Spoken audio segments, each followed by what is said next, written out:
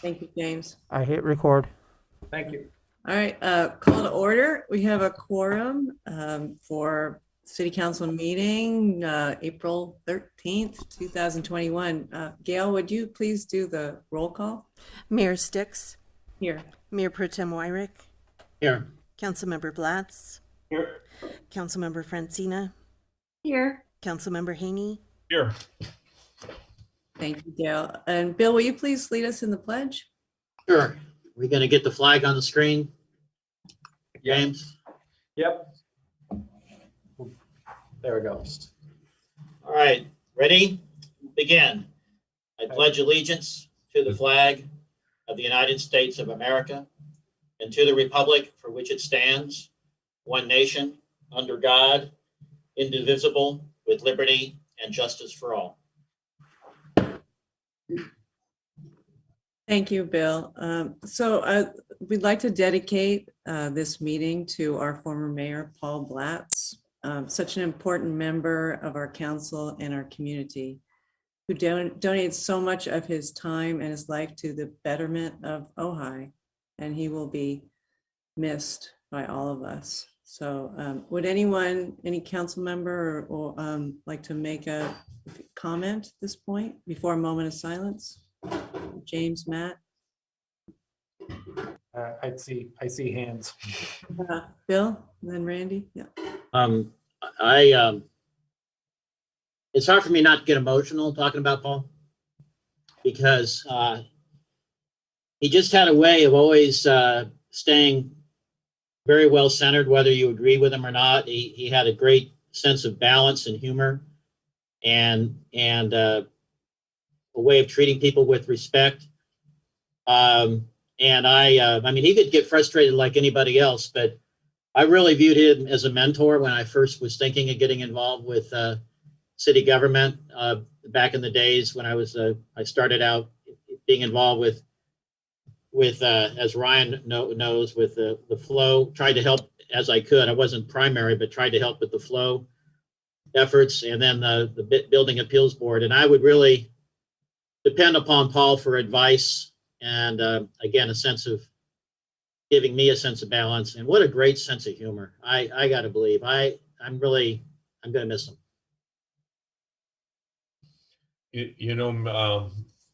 I could say the same things. He was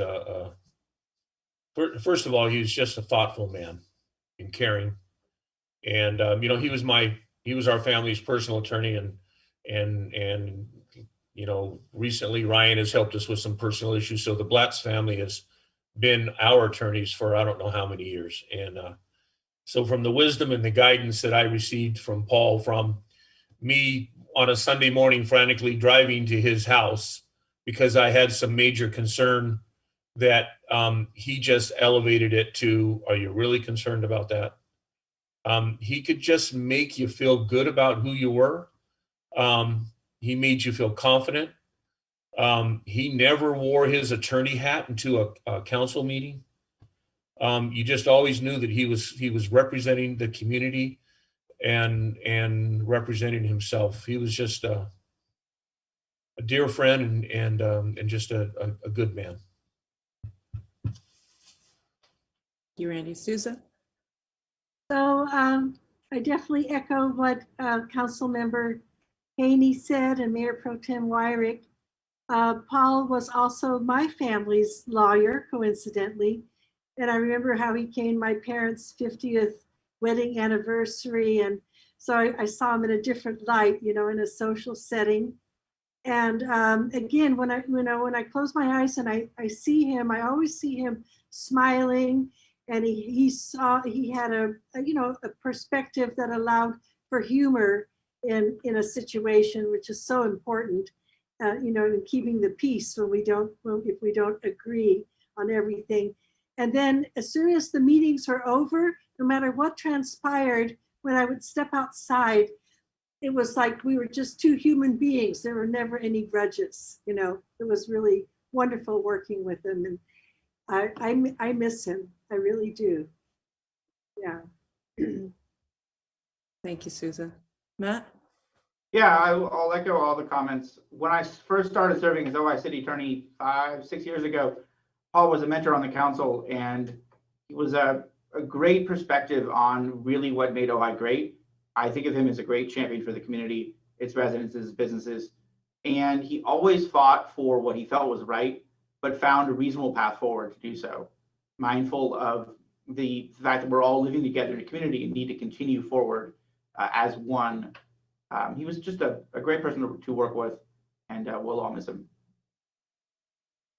And if I can just add, I always think of Paul was like the first Ojai celebrity I ever met. I used to see his shopping carts, every week at Bonds, and then I met him in person and was like, "Hey, you're the guy from the shopping carts." And he thought I was weird the first couple of times we talked, but it's like I always got a kick out of seeing him around town, and then. Unfortunately, we didn't get to work together very long, although he left us with another solid council member here. But when I did work with him, he was very consistent. He was always easy to work with, and you can always kind of count on him. So that's that's what I remember about him. Thank you all. Well, let's take a moment. Well, that's Okay, sorry, Ryan. waiting for everybody to be done. I just want to say thank you to everybody for all your really nice comments. I know he instilled in me a need for he instilled in me a desire for giving back to your community, and I take it really seriously. And it's been a really tough couple of weeks, but I appreciate so much how much he did for this town, and he did it knowing that as only some of us in here would understand, that it's not a really great gig all the time. It's kind of a thankless job a lot of the time. It's really tough, but there's a personal responsibility that certain people have. They feel to need to give back to their community by offering their, themselves up to be, subject to the scrutiny and all the other things that happen, but also to really try and make your community better. And if the right people don't take on that responsibility, even in the face of the parts that aren't always the best, then we don't have as good a community as we do. And it is not only myself and my father, but multi-generations of Blatzes back to New Jersey and New York State who have been mayors and town council people and other elected officials on all kinds of different levels.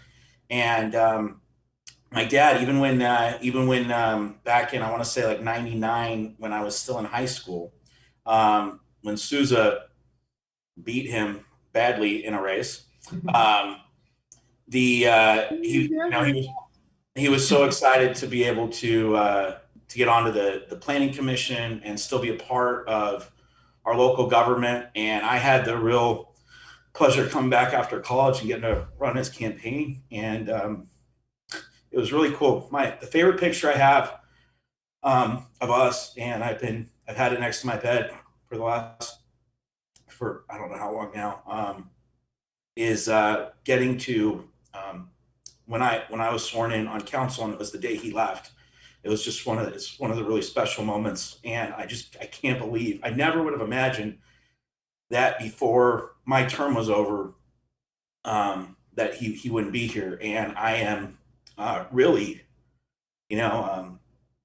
I will never be as good a council member ever again, because I will not be able to seek his advice and talk to him anymore. And he was really, it meant a lot to me to be able to pick up the phone and have somebody you could trust and had all that experience, and who could, talk about things and bounce them off of and understand Ojai politics. And I can tell you that in the last couple weeks of his life, one of the topics that would always get him fired up, because even when he wasn't doing well, was if I started bringing up local Ojai political anything, he couldn't help but want to be involved and want to offer his 2 cents. And he really truly enjoyed it, and not for any of the egotistical part, because he really appreciated an opportunity to feel like he made a difference. And, you know, obviously he's not here to see it, but the outpouring, as I mentioned in our earlier, but you know, the county supervisors dedicated their meeting today to him.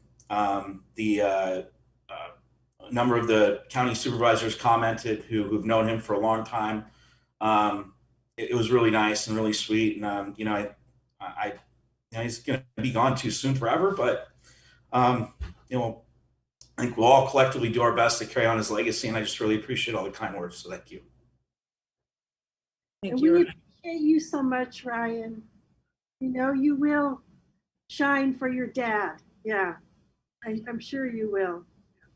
And I really appreciate too that we're going to be able to have a service at Libby Bowl, and as all of you know, but for the public, it's going to be 3 o'clock on Friday, the 16th. So this Friday at 3 p.m. at Libby Bowl. And you know, one thing in Ojai, as council members know, is that most of our accomplishments are keeping things from happening more than they are necessarily doing new things. But the Libby Bowl was a real pride and joy of his. I've had a number of conversations before he passed and since then with people like people who worked with him, like Mike Donahue, who helped, you know, was working with the bowl with him, and all these other people who, you know, I was at the meetings where we were getting pledges and everything. So it's just really, I just want to thank the city as well for being able to create that opportunity, because I think, well, I know he didn't know what would happen.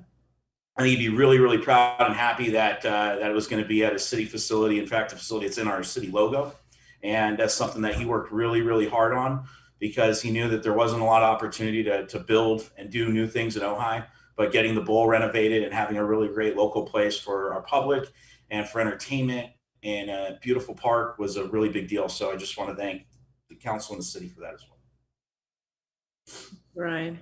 Well, let's all take a moment of silence here together in memory of Paul Blatz, local icon, and let's continue to learn from him as a model citizen in service.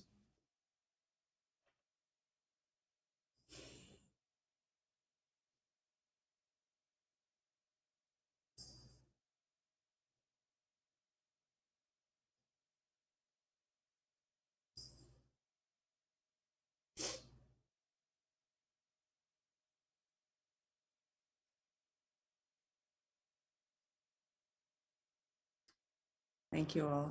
All right, moving on. Approval of the agenda. A motion? Moved. Second? No second? Second. Okay. All right. Gail, may we please have a roll call? And which of you two talked simultaneously? Which one was made the motion? Okay. Councilmember Blatz, Yes. Councilmember Francina, Yes. Councilmember Haney, Yes. Mayor Sticks, Yes. Mayor Pro Tem Wyrick. Yes. Thank you, Gail. All right, moving on to presentations. James, Arbor Day proclamation. Thank you. Yeah, I have here with me, and we are going to be presenting this publicly on April 22nd, and I'll get to that in a minute, but I have here with me a proclamation signed by Mayor Sticks here in proclaiming April 30th, Arbor Day. We are celebrating National Arbor Day this year because California Arbor Day occurred during one of the lockdown periods, and we weren't able to celebrate that. So April 30th is Arbor Day, and we are holding, in recognition of that, on April 22nd, a tree planting ceremony at Libby Park. And we are going to be planting a tree in recognition of the city of Ojai being declared a 2020 Tree City USA, which most people, when I tell them that, say, well, we've always been a Tree City USA, because the population sign, city limit sign says we're a tree city, but the Unfortunately, we had not been a tree city since 2009 officially. And so last year, or probably about 18 months ago, the city council had indicated, one of our goals was to become a Tree City USA again, to recognize the importance of trees in our community. And so we have done that. We were officially recognized as a 2020 Tree City. We are going to hold the tree planting event on Thursday, April 22nd at 11 a.m. It will start with a Chumash blessing by Julie Tumamite Stensley. And then we will have the entire city council will be invited to plant a tree. It will be outdoors, and masks will be required, but we're going to have this tree planting ceremony. So with that, we had a proclamation. We'll read through it.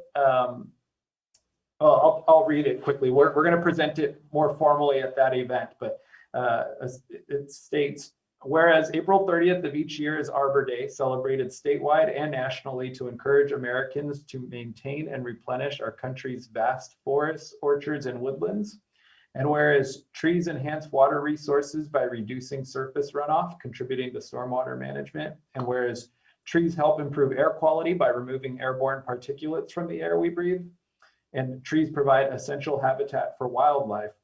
The city of Ojai celebrates Arbor Day 2021 by holding a tree planting ceremony on April 22nd, 2021, and to celebrate being named a Tree City USA for the first time since 2009. And so with that, again, we will present this formally, and we'll plant our tree on April 22nd at Libby Park at 11 a.m. And so thank you everyone for doing that. So thank you. May I ask a question? Mm-hmm. Is the proclamation for us, the city, or is it for an organization? It's proclaiming Arbor Day within the city of Ojai. Oh, it's just a proclamation. Okay, Mhm. Thank you. Yeah, and we're proclaiming Arbor Day in the city of Ojai, and then we're planting our tree and celebrating Tree City USA on April 22nd. Okay. Thank you. Thank you, James. That's so exciting. Got to take care of our trees. Got to love them. So Thank you. lucky. All right, next we have a presentation from Help of Ojai about the year in COVID. And I just want to say a big thank you to Terry Wolf and Help of Ojai for taking care of our community for so long, particularly during this difficult time. So thank you. Thanks for coming, Terry. Thanks. Good. I don't know why I'm not on video, but let me. There we go. That should work. Cool. Hi. Mhm. So I'm going to share my screen now, just so that we have this be a little bit more organized for me, anyway. So good evening, and so Mayor Sticks, thank you so much for inviting me to present our COVID-19 related programs and emergency efforts. I want to thank all of you also, and council members, James, and all the other attendees. We couldn't do this work without all of you, so we appreciate you. Our emergency efforts for the city and valley really began with actually our Thomas Fire relief efforts. We, prior to Thomas Fire, we really hadn't performed in an emergency capacity, but during the Thomas Fire, literally hundreds of thousands of dollars poured into Help of Ojai, and we needed to serve the community with those funds. So really from the very first day of the Thomas Fire, we learned to be fast, flexible, and really creative. And so that actually served us really well as it came to the COVID-19 relief efforts. So when the stay-at-home order was announced on March 19th, our phones began just ringing off the hook. People didn't know what to do. They didn't know where they were going to get food. So we served in the very initial capacity. It was just serving as an information hub. And that started actually on March 20th. And so I'm just going to now go through what we've done since then and continue to do now. So this would be helpful if I could get my, oh, there we go. So the first thing we were doing was serving as a general information center on COVID-19. All we found, and we found the same thing during the Thomas fire, was much of the information was coming electronically, either through Facebook or Twitter or emails, text messages, everything. And a lot of our community is not proficient, nor do they have the technology to be able to gather that information. So as they found during Thomas and then did again during COVID, they called us and we answered the phone. And so we've tried to give as much information as we could. And really what we were doing is just basically translating what we were seeing electronically and trying to get them to understand what was going on via actually phones. So we were giving information at the local, county, and state resource level. We then also were beginning to, and now continue to give testing and vaccine site information. So we continue to perform as an information hub. Also during that time, we were, I'm going to give you the statistics now, so this isn't just anecdotal. We gave 758 rides to grocery stores, 901 rides to doctor's appointments. Because people wouldn't leave their homes, we picked up and delivered prescriptions to people's homes for them. We immediately started a program that we called Neighbor to Neighbor, which was connecting elderly homebound folks that, again, really didn't have technology information sources. And we connected 52 community members to 60 seniors. And they stayed connected for an average of 6 months. Our request was that they called them once a week or once every couple of days just to check in. And so that was a really helpful program for a number of people. For information, they started running errands for them, and then also just to help alleviate the isolation. The major thing that we found we needed to do immediately was to address food insecurity. So our senior nutrition program, we continued that, which is the VC AAA program. And to date now, we've delivered a little over 48,000 meals to 242 seniors in the Valley. Currently, we have 132 seniors still continuing to receive meals.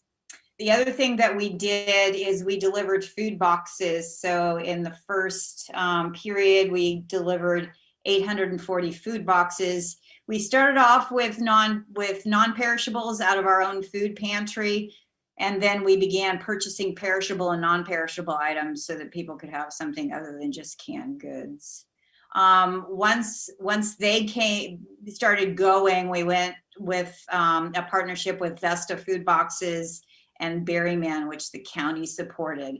But through all this, what we found, and it's the same thing that we found through our Thomas Fire efforts, is that we started things, and I don't want to make this sound like, I'm complimenting us. It's just really the reaction of being fast. We started delivering food literally the second day of the stay-at-home order.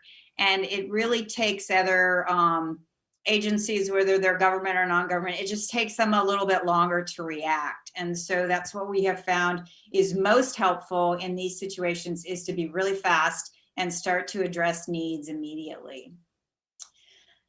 After still focusing on food, after the first 6 weeks of the pandemic and stay-at-home order, the state started a Great Plates Delivered program. I heard about this just listening to the governor on one of his press conferences. I called the county and said, can we start this? They said, it's going to take us a while. You just do whatever you want to do and we'll catch up. And so we started this program at the end of April. This is really a cornerstone program, not only for the seniors of the Valley and the city, but also for the restaurants. And so the goals of the program were to support local, independently owned restaurants and to help seniors stay at home. So to date, we've delivered $3 million to local restaurants. It's allowed the restaurants to stay in business, have income, keep their staff paid. Currently, we have 8 restaurants still participating, and they receive about $200,000 a month still currently.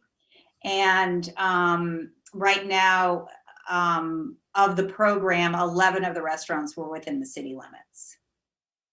In the first 6 weeks, the way this program ran is we actually delivered 3 meals a day, 7 days a week. And that was all employees of Help of Ojai. After that, we just said this is not sustainable. So we started delivering for 2 to 3 days at a time, 2 meals a day. And currently there are still over 200 seniors on this program. We anticipate the program, we know it will go until May 7th. We anticipate it may go until June 15th when the state is supposed to reopen. And so that means that this program will have actually gone on for over 14 months. Originally, it was supposed to be a 1-month program. Housing support, we have provided 21 rental assistance grants to prevent eviction for low-income Ojai Valley residents, and that's $54,000 over the last 12 months.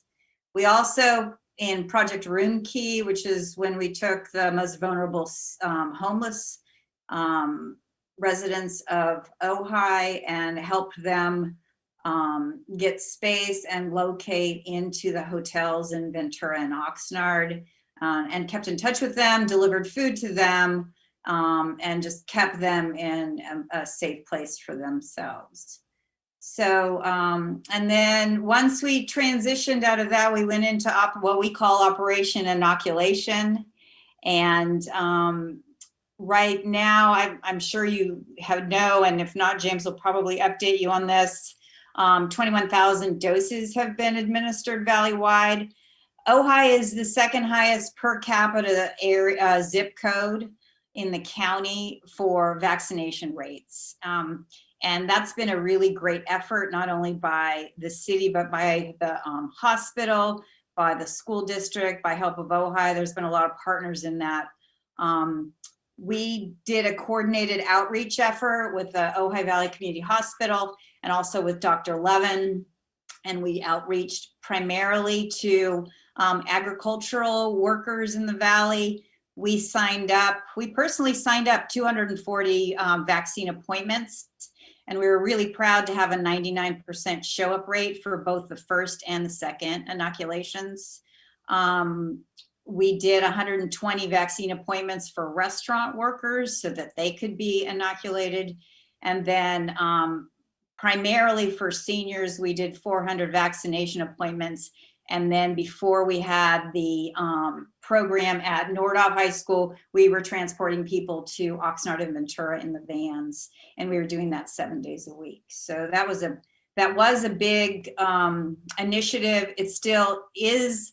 It's obviously calmed down with Nordhoff closed. We'll start having to transport down to Ventura and Oxnard again.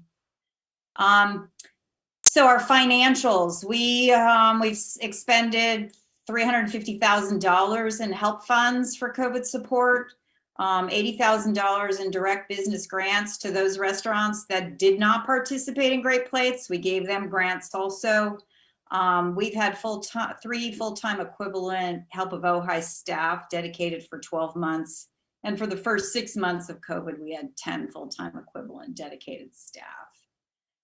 So, you know, it's been an amazing year in a lot of ways. It's been a year of really ups and downs for all of us, all of you. We feel like we really helped to play a critical role in keeping the Ojai Valley safe and keeping businesses in business, employees employed. And so we just want to make sure we share with you what we've done, because we've been working so hard that we've kept pretty quiet about it because we're really busy and we don't have time to do a lot of other things. So that's all I have. I'd love to answer any questions if anybody has any, or you can always email me and we can answer questions also. Questions? I'll ask one real quick, Terry. Are you guys, are people still able to call you to coordinate vaccine appointments? They can. The funny thing about vaccine appointments is at the beginning, we did exactly what everybody else did. We just happened to be faster and better at it, just kind of knowing the ins and outs of the system. And then we actually were given dedicated links so that we could get some of the more vulnerable people in. That helped when it was Nordoff. When it's not Nordoff, we don't get dedicated links. We still help people, so they can call, and how we deal with that is we put them on a list, and as soon as we see appointments available, we call them when we get them scheduled right then. So we can still help. It's just not in the quantities that it was previously. Awesome, thank you. Randy? Gary, I just want to thank you for the presentation. I don't, most of us in the community know what you do, but really don't know what you do. And so by sharing what you did today allows all of us to really recognize not just the general benefits that we take for granted, but the hard work and dedication from you and your staff. In fact, I wish we had time for you to list all these volunteers, because I know you're guiding them, but they're the workers. They're the ones that are schlepping the food and doing all the interacting and just being the great face of Ojai. So thank you. I really appreciate your efforts, and I know the community does too. Thank you. It's been, and I do want to acknowledge, we do have a number of really amazing volunteers that have helped us from early on. And I will also say that because the majority of our volunteers are seniors, we didn't utilize volunteers for about the first 5 months, and it was only staff because we wanted those volunteers to also stay safe and stay at home. Well, thank you. Ryan? I want to echo a little bit of what Randy said and just say, thank you, Terry, and thank you to all the really great staff and volunteers and everybody that helps make Help of Ojai work. Help of Ojai is an institution in Ojai. It's been here much longer than any of us really have, and I'm always impressed and thank you, and you can see how important it is. And when you look at the demographics of our community, it's a really important public service, that help provides, that is so essential to our community, and it sometimes not everybody totally understands. And it's, I've made this comment a lot of times, but one of the secrets for Ojai working so well, even though it's so small, is the fourth leg of the chair that holds the whole thing up is volunteerism, 501c3, nonprofits, all of these really wonderful institutional organizations that are really fantastic. And HELP is one of those. And I thank you, Terry. Thank you for coming in and giving a presentation. And I think our council needs to do everything we can to support you guys as much as we possibly can. And thank you for all the really, in a really trying, awkward time that nobody, one tricky part about COVID is nobody was prepped, and you're prepped for everything. They need, your quickness and HELP's quickness is a sign of being prepared more than a lot of those other organizations are. And that's, and it's not just COVID, it's been the fire and so many different things. But thank you, really thank you. And I hope we can support you guys the best we can. Thanks. Thanks, Ryan. I appreciate that. Thank you so much, Terry, for coming. It's All right. Thanks. mind-blowing what you've done. Yeah, it's crazy. We think it's crazy. And we are looking forward to June 15th and what our new reality is going to be.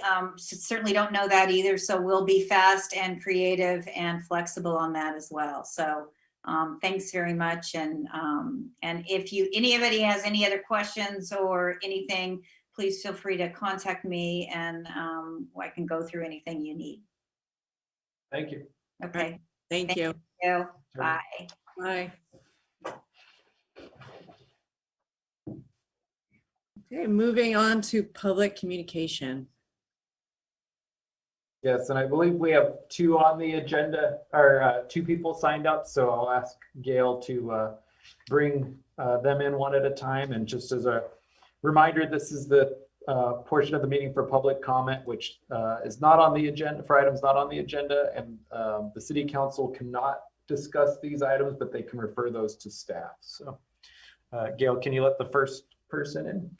The first person we have is James Olson.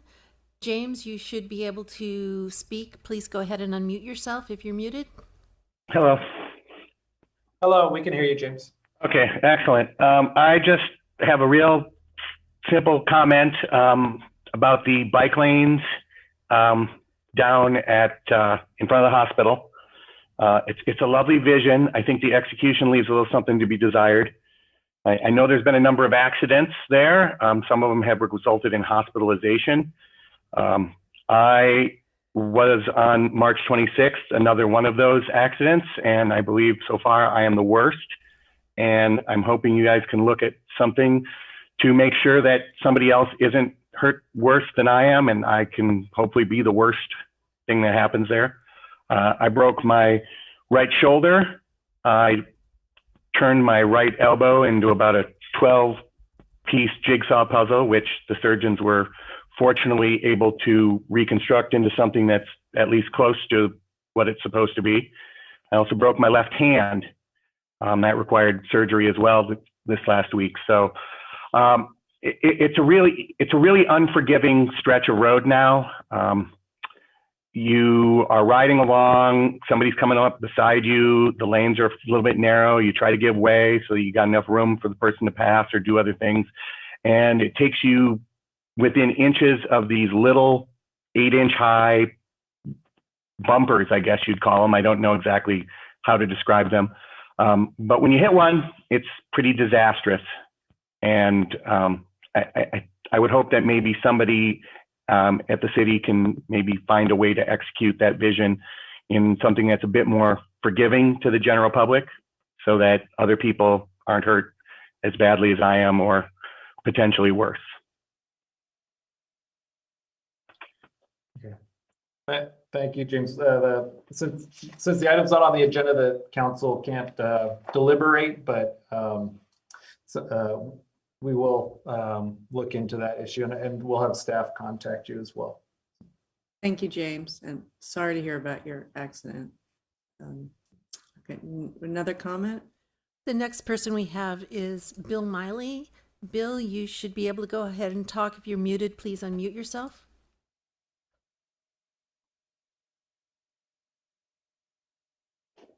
Mr. Miley, if you're there, you can go ahead and speak.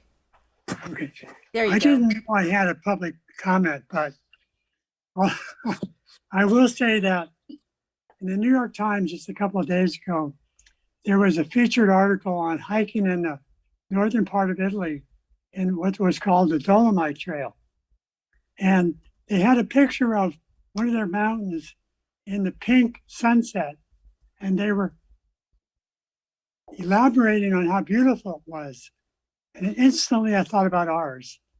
So maybe we should promote it more than we do. I'm not sure, but anyway, it reminded me of how great we have our pink moment, which continues, I guess, to be a draw for Ojai. Thank you. Thank you, Bill. And that's all the public comment speakers we have. Okay, thank you, Gail. All right, moving on to the consent calendar. Motion to approve. I'll motion to approve, although I'd like to pull G and H. I'll second. And I'd like to pull E. I'd like to pull F and J. You accepting those amendments, Randy? Yes, I will, as noted. And I will second the amendments. Okay, so there's a to approve everything except G, H, E, F, and J. Could we have a vote for that, Gail, please? Mayor Sticks, Yes. Councilmember Haney, Yes, and Mayor, good job on that. That was on that. Fine, thank you, Randy. Councilmember Francina, Yes. Mayor Pro Tem Wyrick, Yes. Councilmember Blatz. Yes. Okay, all right, thank you. All right, so the first one that was pulled was E. Who pulled E? That was me. Okay. That was the adoption of updated city council protocols. Mhm. And two things. I'm looking at the public comments. There was a concern from Bill Miley. He wrote the comments suggesting that protocols include the option to permit public commentary. Has something changed that made him concerned? Nothing has changed as far as public comments go, right? No, the only thing that's changed, I wasn't clear on that comment either, and I meant to reach out to Mr. Miley, but the only thing that changed is we added language saying that public comments may also be submitted in writing. And so there hasn't been any reduction of public comment. It's actually kind of making it clear that you can submit things in writing. So I'm not sure exactly what that refers to. Okay. And this is Gail. I am wondering if I actually, Mr. Miley had a consent card in for agenda item 1. So I can bring him back on and see if this is what he wanted to speak about. And also my apologies, but I just realized that there's another public communications comment card. If you want to go back to that after we're done with this and let that other person speak, it's up to you. Sure. Okay. Is Mr. Miley there to talk about E right now? Yeah. Mr. Miley, you I should am. be able to speak. Okay. Is Good this what you evening. wanted to speak on? The point I wanted to make was that under the public hearing section, which I believe is 9, it says that there will be public input. But under 10, which is discussion, it doesn't in any part of that paragraph say that the council will seek public input from those in the audience. And that's my point. 9 says yes and 10 says nothing. That's it. Okay,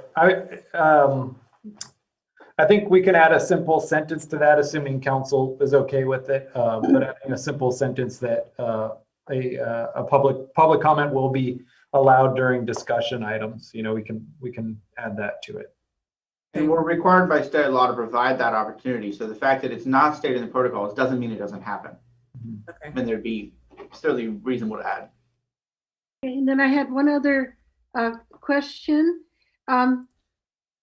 Is it true that I don't have a recollection of this and I couldn't find it. I didn't probably take enough time to look. Did council adopt protocols that require the city manager to put an item that's requested by 2 council members at the end of the agenda? It I was thinking the city manager should have discretion depending on what it is. You know, the nature of the comment could dictate that it should come before the end of the meeting. Like tonight, I'm going to be requesting that the last item be second to last. Does it say that somewhere, James? Is there something that we need to add so you have, if the council agrees, that you have some discretion? I mean, if it's something that's of great interest to the public and there's 50 people waiting to speak, then we might want to move it, earlier on the agenda. It just Well, depends. it's the mayor and the city manager together that put together agendas. Yeah, but so there's nothing that says that it has to be at the end, or is there something in here that says? It's not in the current language. Okay, The go ahead. current language does not require that the items placed by 2 be placed at the end. It says, it's one sentence, I'll read it. Attachment A for this item, page 19. Okay. Request by council members to place an item on agenda should the mayor or 2 or more council members request in writing ahead of the meeting or orally during a meeting that an item be agendized, the city manager will place the item on the agenda in a reasonable time frame and staff workload permits. That gives the manager discretion to choose where on the agenda the item will be placed, subject to confirmation by the council. Okay. So that meets your the Yes. current language meets your goal, Councilmember. Yeah. I would say that gives some discretion, but the general practice and how we had done this is that as a standard rule, if an item is requested by two, we put that at the end of the agenda after the items that have been put on by the majority of council. So it gives discretion, but that's been the standard practice, and it's most likely how, it's how I plan to proceed with them. So. Okay, as long as there's this, it's not written in, there's discretion, that's all. Yeah, thank you. Yeah, I believe, Mayor, that we also have an opportunity at the beginning of our meetings to reorganize the agenda based again on the majority of council approving it. So there's more than one way to have an item that's been agendized move to the front, to the middle, or to the back. Again, that's another option for all of us that we have. yeah. My thought was just, I know that we can do that, but if they have discretion, then we might not have to rearrange things, because we also have to consider that the public is looking at this. The more we can make clear the order of the agenda before it's published, that was just my thinking, rather than rearranging it at the beginning of the meeting, just because the public doesn't always catch that something that's later is now at the beginning. That was just my thinking. Okay. Does that make sense, what I just said? Sure. Yeah. Before it's published, that we do it, we can. But of course, Councilmember Haney is correct. We can still change it at the beginning of the meeting. Okay, thank you. I'm ready to move on. Can we go and vote on that? Yeah. On E, Gail, can we have a roll call for that? Councilmember Haney, Yes. Mayor Pro Tem Wyrick, Yes. Mayor Sticks, Yes. Councilmember Blatz, Yes. Councilmember Francina. Yes. Thank you, Gail. All right, and then moving on to F, I pulled F, the nominations for the vacancies for the HPC and Parks and Rec. Because, and James, if you want to explain a little bit of the background. Yeah, I think you can confirm this. I think the idea, so we did the interviews with the arts commissioners. So I think the idea was to ratify those two appointments of Christine Steiner and Eric St. James Lopez. But the other two, we don't know that all the applications were received by each council member who appointed. So we wanted to pull those to take another look at that, and then we'll bring them back at the meeting on the 27th. Great, thank you, James. Okay, next is G. So on that one, Go ahead and move approval of the Arts Commission's appointments. Yeah, I will make that motion. all right, thank you, Bill. I'll second. Can we have a roll call, please, Gail? Mayor Pro Tem Wyrick, Yes. Mayor Sticks, Yes. Councilmember Haney, Yes. Councilmember Blatz, Yes. Councilmember Francina. Yes. And thank you, Christine Steiner and Eric St. James Lopez. Really exciting to have you on the team. All right, moving on. G, you pulled G, Randy, is that right? Yeah, I started with, G. Thank you, Mayor. It was interesting, as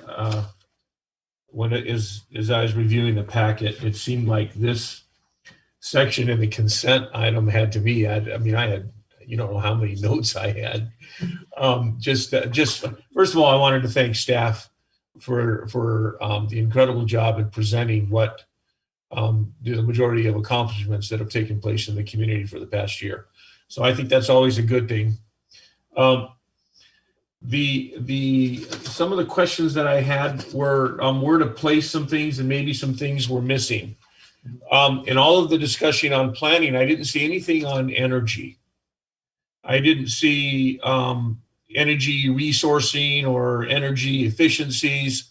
And so I wasn't sure when I was reviewing this, if we wanted to put something about energy, about solarizing the community, or the reach codes, things of that nature. I just didn't know where we were going to put them. So I wasn't sure if we wanted to put them in the conservation element or in the land use element, but I just didn't see anything regarding how we use or how we apply energy in our community. So I thought that was important.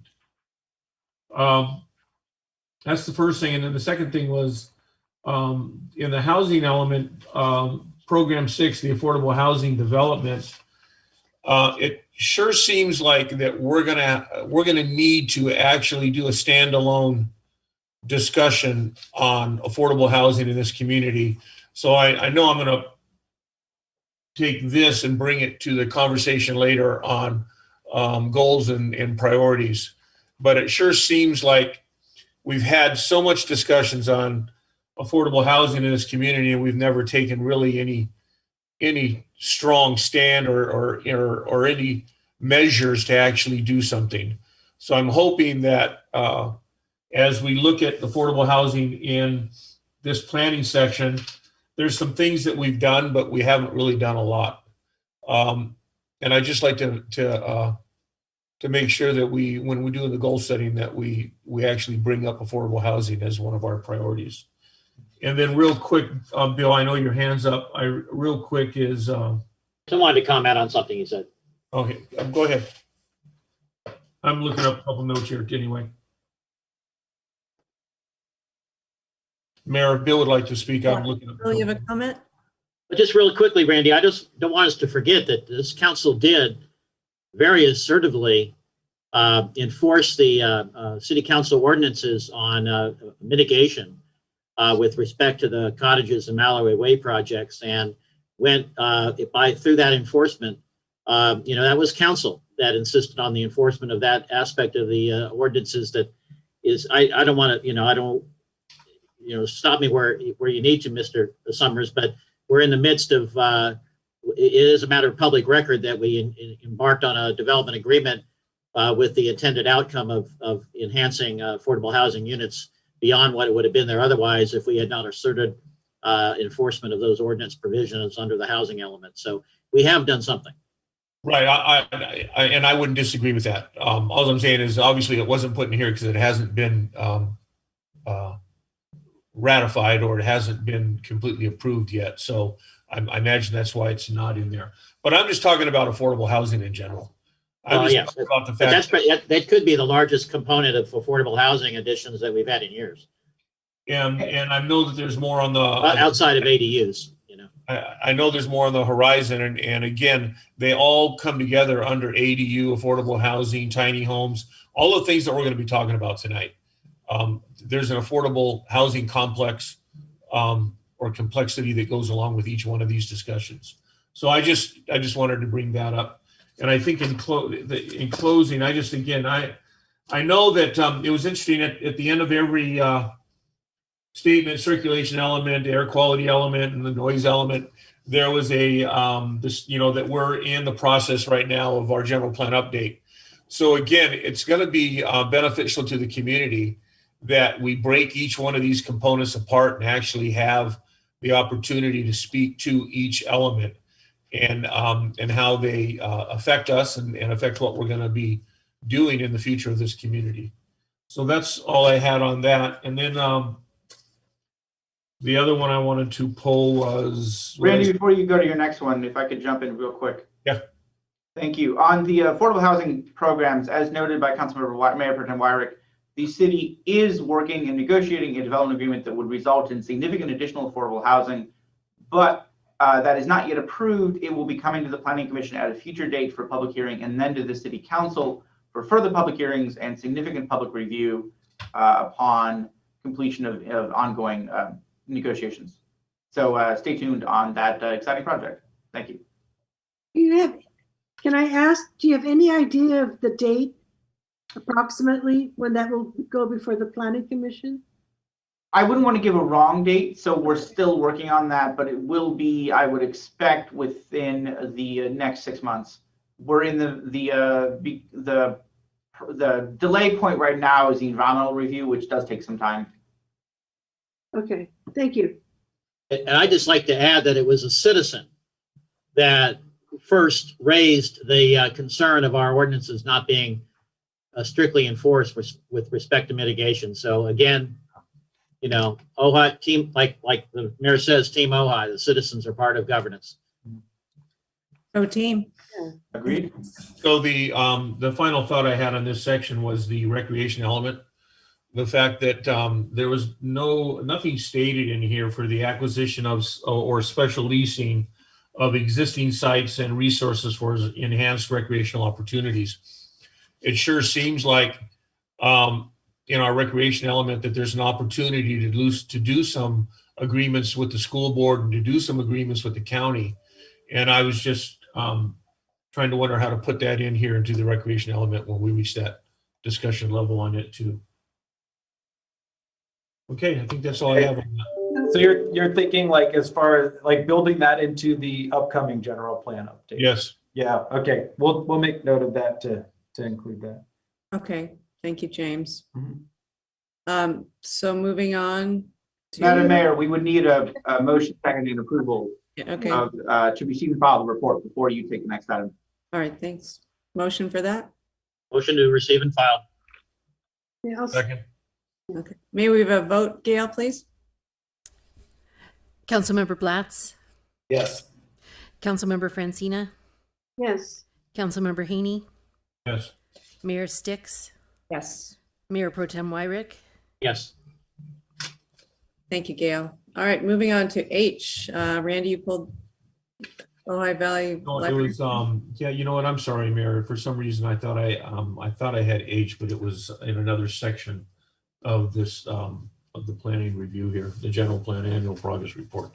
So Okay. I will move that we pass H.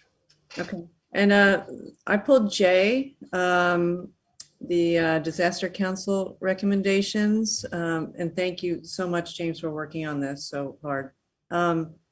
Bab's done a great job. As we move forward, though, my top concern is getting the best possible fire safety program we can get. And getting the best level of expertise. So I'd like to make a motion to continue to examine that and see exactly what we need on BAB at this moving forward as we prepare for emergency. Could I add to that comment, Mayor? Sure. About that we include in looking at options in the future, we include the Fire Safety Council as well as BAB in that. Absolutely. Yeah, yeah. We can, Mayor, we can wait until the end of the meeting, or I can suggest it now, but I think this is Disaster Council recommendations and discussion should come back to council as a standalone item. And that we can actually direct staff to do some more specific things regarding hardening up of this community and the interactions with other community members, the county, the school board, and things of that nature. But I'd like to see it brought back as a standalone item. So does Mayor Stick Okay. need to amend her motion? Yeah, you want to make a motion for that? Yep. Please. Yeah, I will. Okay. Anyone want to second that? I'll second. Okay. Point of order, does that mean that we are going to be asking BAB or not being asked BAB to start thinking of sending recommendations to us? Yes, and also to examine the nature of BAB and see what we need, what exactly we In need. other words, we'll a parallel track. I'm good with that. Okay, thank you. Great. Okay. All right, vote, Gail, please. Councilmember Francina, Yes. Councilmember Haney, Yes. Mayor Pro Tem Wyrick, Yes. Mayor Sticks, Yes. Councilmember Blatz. Yes. Point of order, Mayor, did we ever pass H? Did you call it H? Did you? Yes. So it was motioned and seconded, but it wasn't voted on. Okay. That is correct. We will need to vote on H. Thank you. And who was the second? I'll Maybe it second. was me? Okay. I think it was Susan. All right, roll call, please, Gail. Councilmember Blatz. Oh, I see you. Yes. Yeah, he's on mute. Councilmember Francina, Yes. Mayor Pro Tem Wyrick, Yes. Mayor Sticks, Yes. Councilmember Haney, Yes.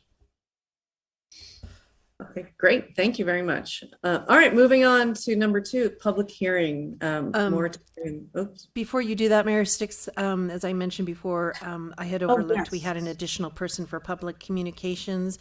Would you like me to bring that person in now? Yes, please. Thank you, Gail. Okay, sure.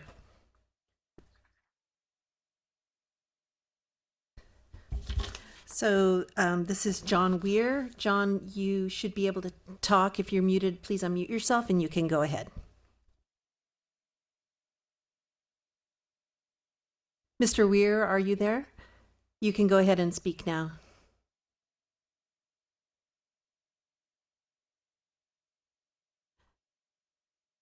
Mr. Weir, if you're muted, you can go ahead and unmute yourself and you can go ahead and speak. We can come back to him if you'd like. Okay, thanks, Gail. Okay. All right. Well, we'll move on to number 2, the public hearing moratorium on new formula businesses. Take it away, James, please. You're on mute, James. Yeah, sorry. Thank you. I'll have a quick introduction to this, and then I think the city attorney might have some comments as well. But what's on the agenda, the item before you is the question of whether to adopt an urgency moratorium ordinance that would prohibit a permit being issued for any formula business with 5 or more qualifying establishments for the next 45 days. The ordinance would require a 4/5 vote of the full council. The number 5 can be modified if council determines that there's a more suitable number. The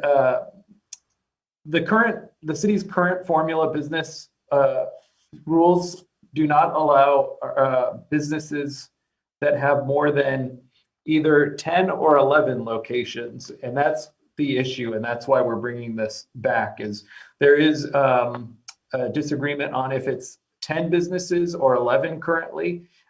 My read of it is that it's the business in Ojai along with 10 other establishments, which I think implies 11, but the staff reports that were that accompanied the ordinance back 10 years ago stated 10 throughout. So we think that there was an issue or some confusion.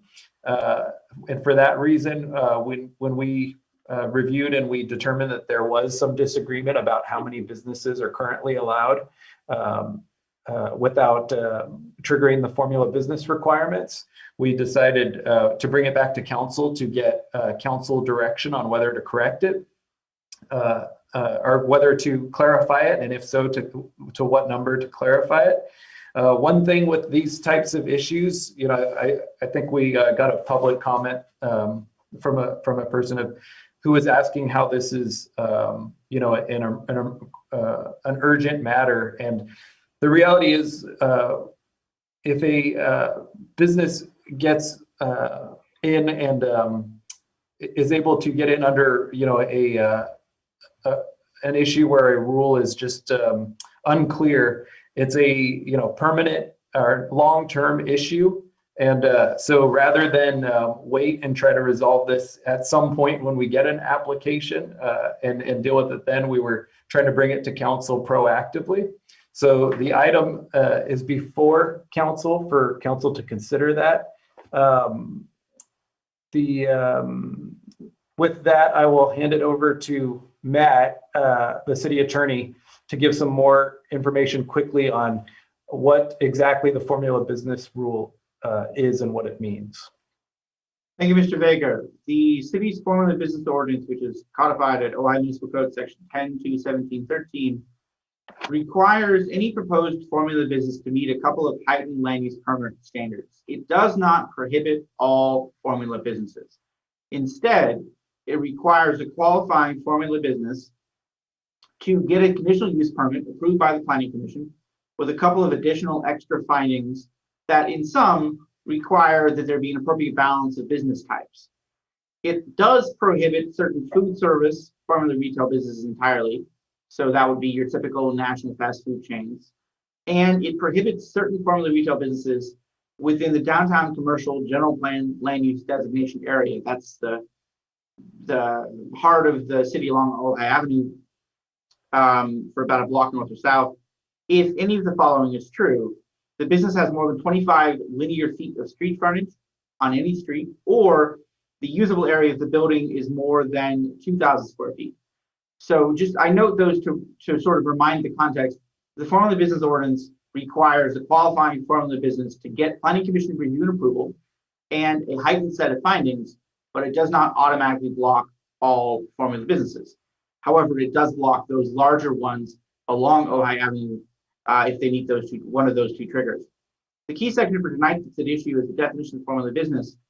As noted by Mr. Vega, formula business is a business with 10 or more other establishments that maintains 2 or more of the following features: standardized merchandise, standardized facade, standardized decor, uniform apparel, standardized signage, or standardized trademark or service marks. And the numeric question for the council is whether the council wants to adopt an urgency ordinance that requires a 4/5 vote that would impose a moratorium on any business that meets that definition. So 2 or more of those standardized features with 5 or more establishments, including the ones in Ojai, that would buy time for the council and commission to further consider the question as to whether the trigger is rightly set at 10 or more other, meaning 11, should be set at 10, or should be set lower or higher. The policy choices are council's. If the council adopts the ordinance as proposed, it is effective for 45 days. That is until May 28th, 2021.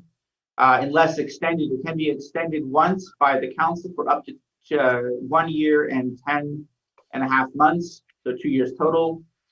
And if adopted, staff would bring it back to the council to consider an extension to the May 25th meeting. And if adopted, staff would recommend that the council also refer the matter to the planning commission for further evaluation of a long-term fix to match the number that the council would want to set, or recommend the planning commission come back to council with the recommendation for where to set that trigger. The options are do nothing, allowing the current text and its 11 qualifying businesses to control, meaning 11 within the city or outside, adopt the proposed moratorium, and adopted at 5 would be the moratorium. That number could itself be changed higher or lower for the moratorium. Or a hybrid option would be not adopt the moratorium, but still direct the planning commission and the council to examine the question, leaving in place the current 11 standard, but 11 total, 10 or more other, and then direct the planning commission to examine the question at a standard pace, not without a moratorium in place. With that, I'm available for any questions, and I believe there is at least one public commenter as well. Thank you. Bill and then Randy. Question, Mr. Summers. Is there anything that would prohibit our directing that if we pass the urgency ordinance for the pause, that we could direct that it get to planning commission and they have a hearing before the 45 days, within the 45 days, in other words? Yes, that's very much within your power. And Okay, the next planning commission meeting, that would have to be set with a 10 days notice. So assuming planning commission could look at special meetings, otherwise there's certainly time to get it on the May 5th planning commission agenda for a hearing. And then that matter would itself need 10 days to go back to council. So you could have first reading of the ordinance to fix it on May 25th with the right notice in place. Just asking. Thank you. Randy? I think I have 3 quick questions.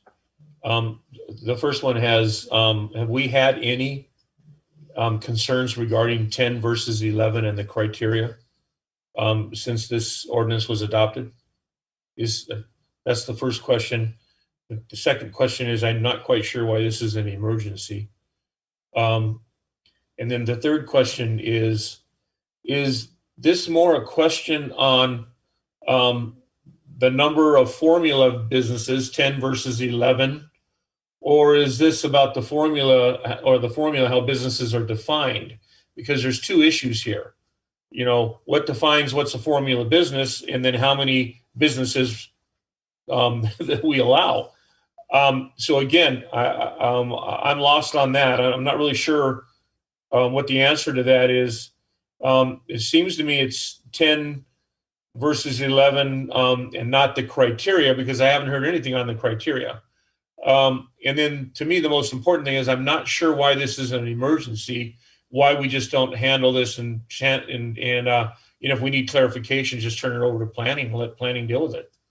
I'm lost on those if someone wants to answer that.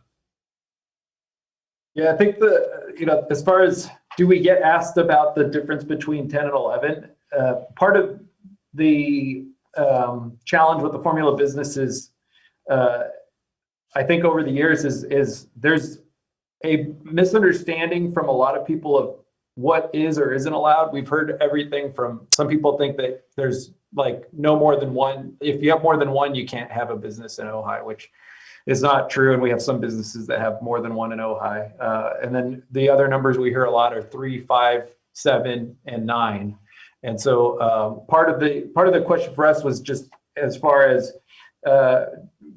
seeing this discrepancy between whether it's 10 or 11, and most people have, including staff, have thought it was 10, and then we found in the code that that's not clear. So just the fact that there's all those different 3, 5, 7, 9, 10, 11, we thought it was a good time to bring it back. And Well, I guess, James, I guess the question is so have we had businesses apply and we can't figure out what the criteria is for allowing them to create a business in Ojai? Is that the issue here? It's not criteria. So we've had chain businesses come to Ojai and apply, multiple times. And so it's more being ready so that if somebody comes in and applies and they ask, first question is, am I able to have, can I come to Ojai? I have 8 locations, I have 9 locations, and we want to be able to answer that clearly and definitively. And so right now it is unclear. It's 10 or 11. We're not completely sure what was intended 10 years ago. Then the next question is, if it's 10 or 11, I would think that the discussion would be based on, do we want 10 or 11? How did we come down to 5?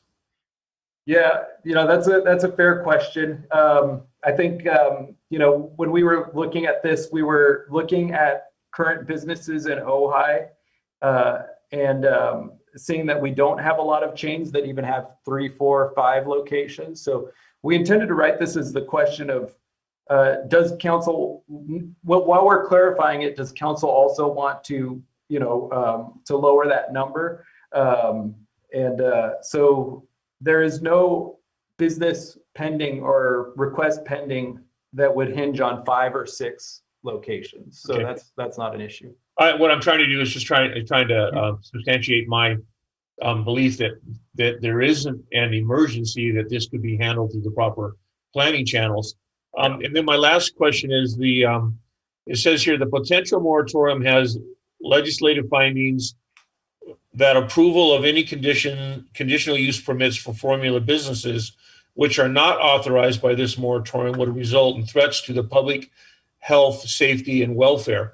Who makes those determinations, or do we just state on a blanket that, is there again, an action that we have to take to determine that a business coming in is going to impact us in the public health, safety, and welfare?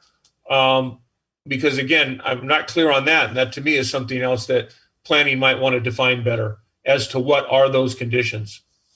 So the proposed ordinance would adopt, if adopted, a blanket rule that anything with 6 or more, so 5 or more, pardon me, 5 or more would be a threat to public health and safety during this interim period. It would be up to the council whether you find that to be true. That would be the policy judgment, but it would not create a one-off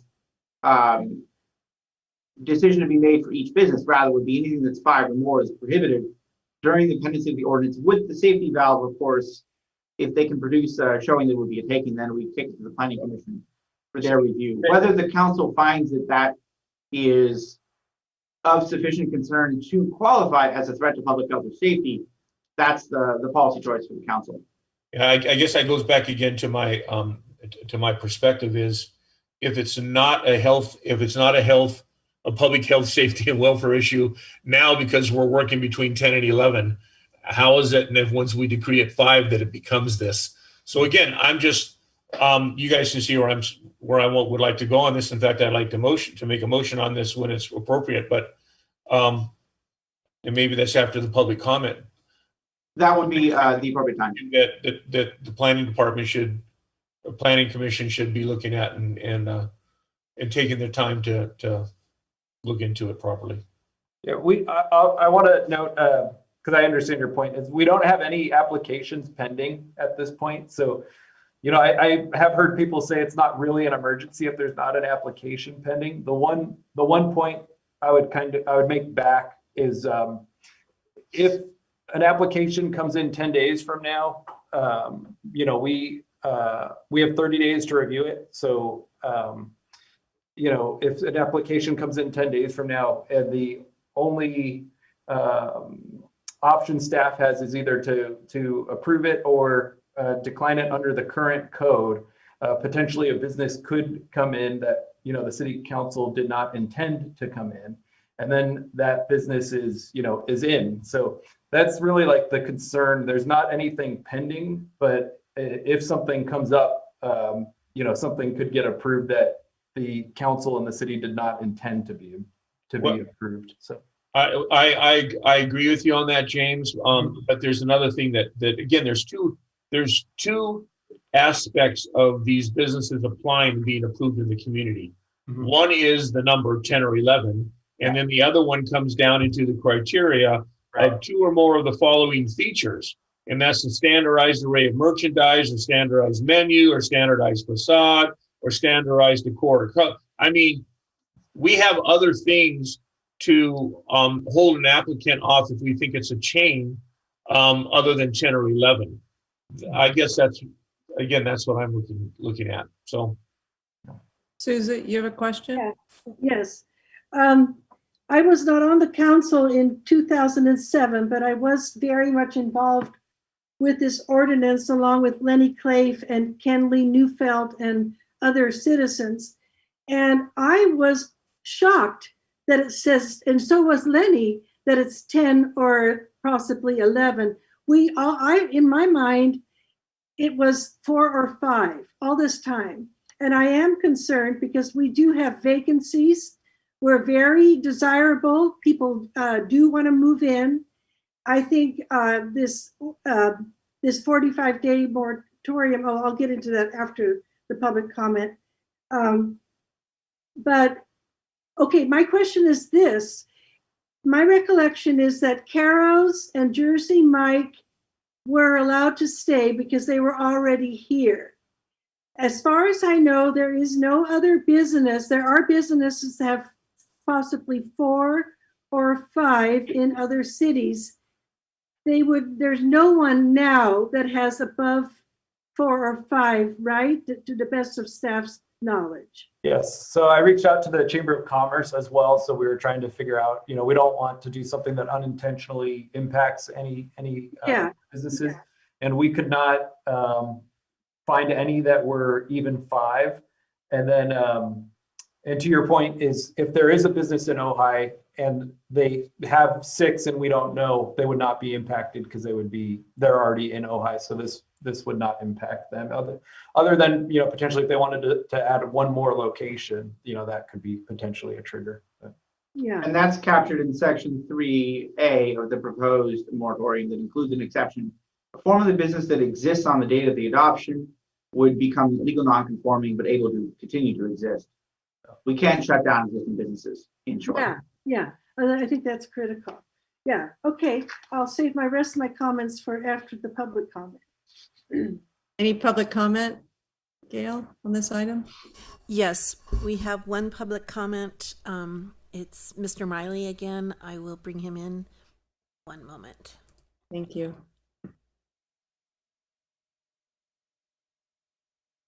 Good evening. As I remember, when the ordinance was adopted in 2007, Jersey Mike's was already here. And I think what prompted that was that Rite Aid was considering coming into town. Yes. I just Googled to find out that in California now, there's 298 Jersey Mike's, -1. which I assume the pandemic did in. And in the United States, they have 1,800. So I think one of the things the ordinance needs is it needs an enforcement action so that if you start with 4 and you end up with 298, you should be asked to leave a long time ago.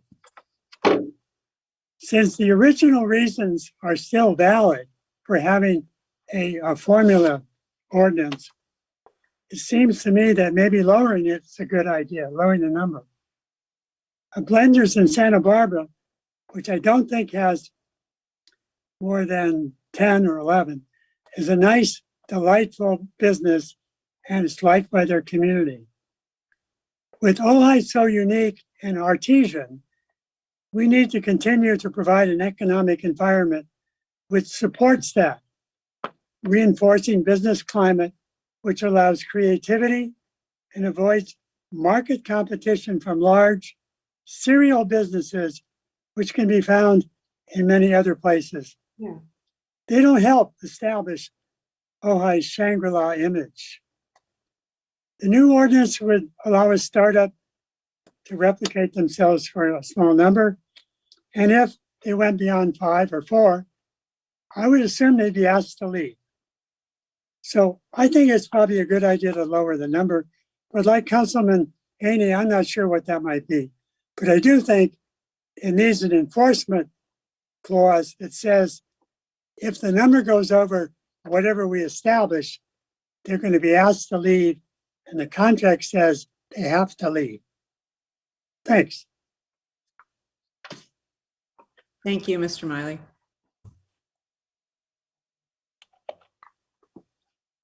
Okay.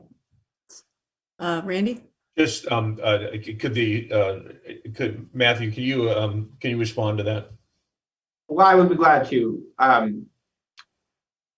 Though it may be desired by some in the community, it would absolutely be unlawful to ask existing businesses to leave because they become in violation of our formula retail business ordinance by growing elsewhere. Existing businesses cannot be shut down other than for violations of health and safety standards or other violations of lawfully applicable neutral codes that would simply not be advised. And Mayor, one other question to James or to Matt. The criteria for opening a business is an application. And is there a 30-day period that we have time to review and investigate and do our homework? And if they lied on their application, then that's an issue that could be brought forward for revoking their permit to operate in our community. Okay. With the right findings, yes, a permit could be revoked if we could prove that a material fact was misrepresented in the application.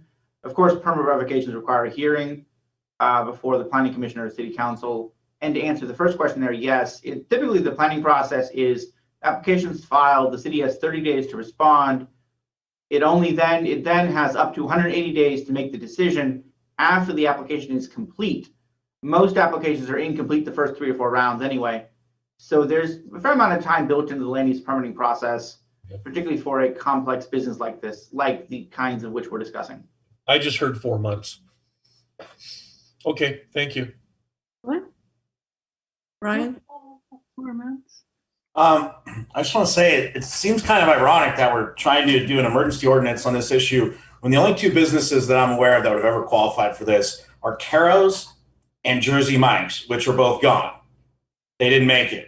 And we never had to do anything. In fact, they grew big and they did not survive in Ojai. They both left. And I never heard anybody once complain about Caro's or Jersey Mike's being here ever. And I just think that this is not an emergency.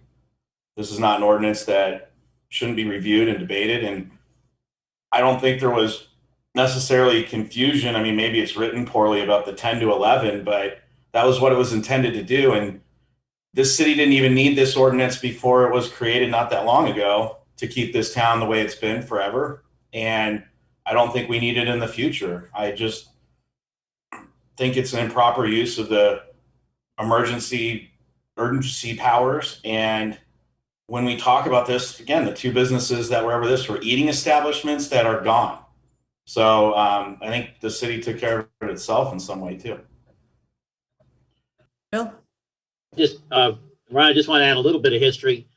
Is my memory, maybe terribly flawed, was that one of the things that provoked the urgency ordinance at the time that led to this ordinance was Subway. That there was a proposal to bring a Subway into the Arcade Plaza area, and that on the heels of Jersey Mike's is what provoked the council at that time. None of us were on it. Your father was, to take that immediate action. So I think there, you know, I want to make it clear that they still wouldn't qualify. 10 is not the reason they didn't qualify. They didn't qualify because of the other standards that were built in. And we're talking about the number. And I don't have a problem with the rest of this, but again, the number has not been the issue. The other elements of this have kept this community from having any formula businesses except Carol's, which there wasn't an ordinance then, but I suppose at one point in our history, they probably had more than 10. I'm not totally sure. If you counted Coco's, I don't know. I mean, I know they bought it, they bought out at one point. And then Jersey Mike's, which I've never heard a complaint about Jersey Mike's forever. And that, of all things, they went into an establishment that kept losing business and was empty for over and over. I'd like to hold the floor to continue my history comments, if that's all right, Mayor. Sure. And Ryan, I was on the council when there was a variance request for the what now is Westridge to allow a Trader Joe's in. And again, I was served on the council with your father with that, and we voted no on that because there was a big move to bring a Trader Joe's in here that we didn't want, and so I think that the ordinance has been very important to the essential character of our community. And I think most people in this, most citizens I've talked to, most constituents I've talked to would concur with Souza. They didn't know the number was this big. So while I understand the point that perhaps this doesn't need to be handled by an urgency, I do think it needs to go to a planning commission hearing for a review. Brian and then Souza. I don't have a problem. I mean, I don't agree with the urgency portion of it. And, but I don't have, I don't want to say I'm not for, I'll make it clear. I'm not for formula businesses in Ojai.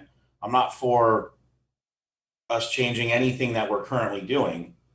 I think that we could end up with situations where that 10 or more portion could end up affecting us negatively, because there's plenty of businesses I believe do have potentially between 5 and 10 that aren't completely going to destroy the character of our community. I just don't think our community is so weak that, a business with 5 other ones that is 6 is going to be a significant detour to how we are. But I also think this is worth bringing back and talking about in a normal scheduled setting and not under an urgency situation. And, Trader Joe's and some of those other things, again, would not be allowed under, if there were only 8, they wouldn't be allowed 8 either. I mean, if there were only, they fit into the other criteria that was built. And I was well aware of all the people when this was debated. And I thought the idea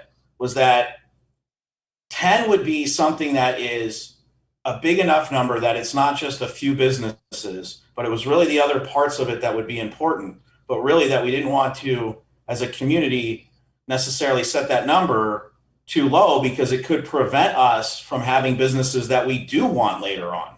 I don't think that just because there's 8, 9, or 10 is the deciding factor on what is good or bad for this community. I think that's one simple element. And I think turning it into a debate about just that is not fair to the other well-written feature requirements that prevent the type of businesses we don't want. I just don't think it's always the number. And we exist with the Bank of America, we exist with the Chase, we exist with Vaughn's, we exist with many businesses that exceed a significant number more than 10. And I don't think it impacts our character negatively.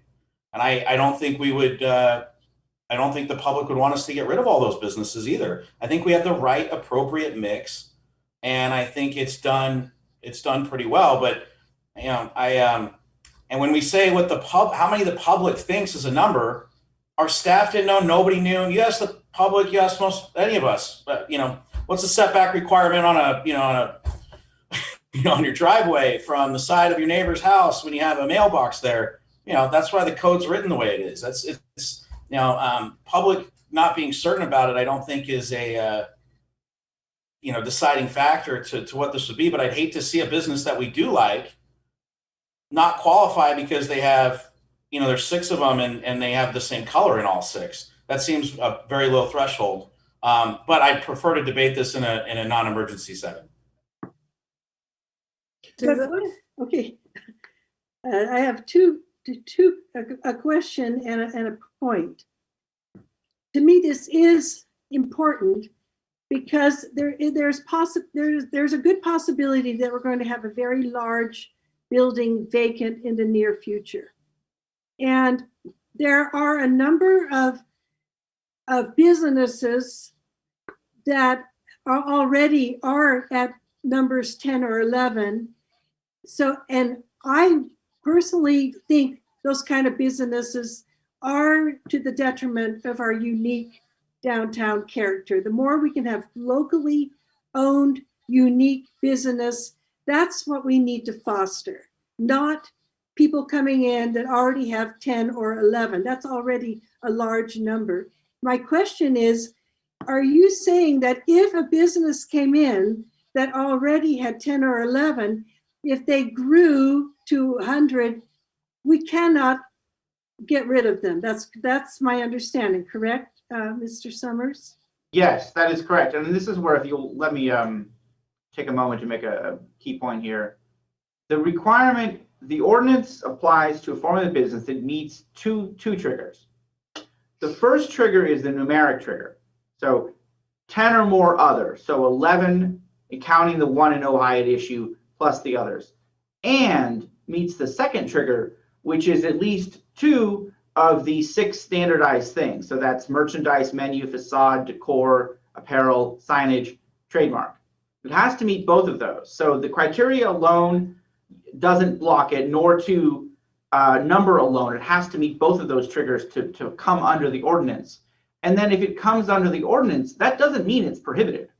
It means that it has to be approved by the Planning Commission with a higher standard of findings. And 2 subcategories are outright prohibited. One is form of the businesses that are quick service food, and second is larger formerly retail businesses that are in the downtown commercial area. So I don't want folks to think, oh, if it has 12 and has 3 of the standardized things, then it's absolutely prohibited. That is not true. It's only absolutely prohibited if those 2 things are true. If it's also quick service food or 4,000 square feet on the downtown commercial. I make these points to note that the ordinance isn't as simple, chain stores are banned.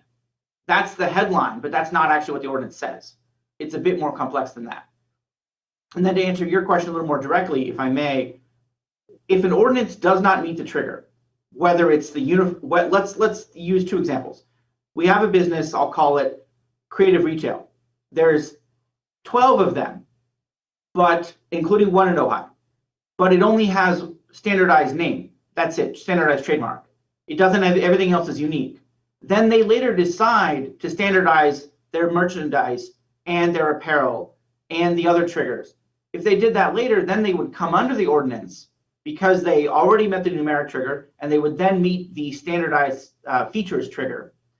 But that wouldn't render them that wouldn't mean they're prohibited in the city because they already exist. They would come in as legal nonconformant. If something is legal at the time it's established, it remains legal unless it becomes a nuisance, meaning they violate other standardized other health and safety rules.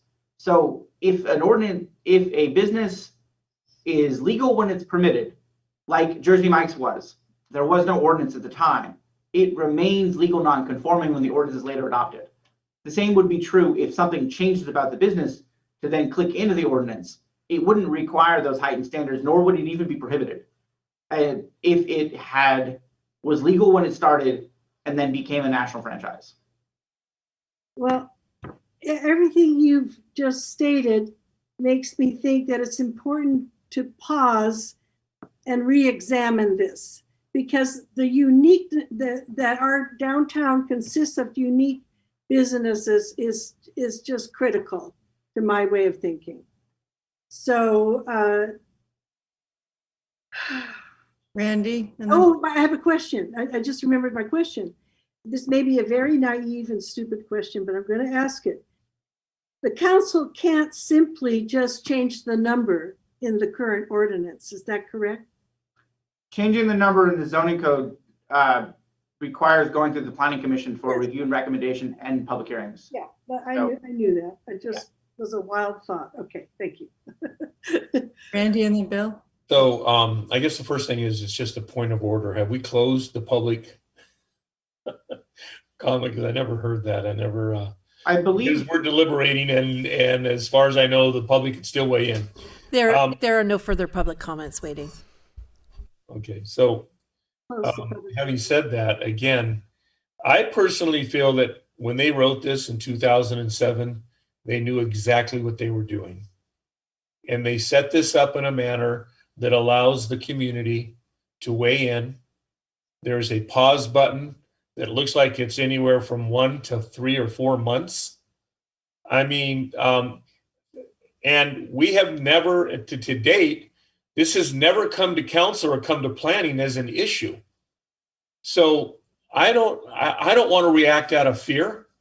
I want to react out of concern. And to date, I don't have anyone coming to me, and I haven't seen anyone come to council regarding this issue. So I don't have the overriding feelings that it's, one, a concern, and two, even further, that it's an emergency. So you can see the way how I'm looking at this. If we want to send this to planning and waste a meeting on that, so be it. But I don't have any sense of this being an emergency, and personally, I don't have a sense in modifying or correcting an ordinance that is already well written and gives us a lot of latitude on the businesses that we would like to have in our community. May I ask a question of this?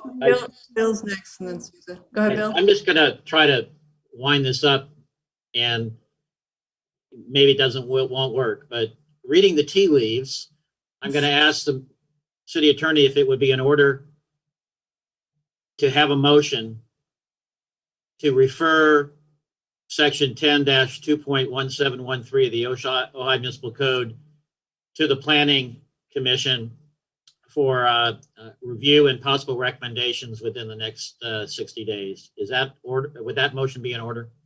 that motion would be in order. That's always a lesser included option on a planning issue. Right. Yes. And under regular order, not under urgency. That would very much be in order. I'm going to attempt that motion. I'll second that. Okay, great. Gail, may we have the roll call, please? But I have a question of the city Oh, attorney. if I sorry. may. Go ahead.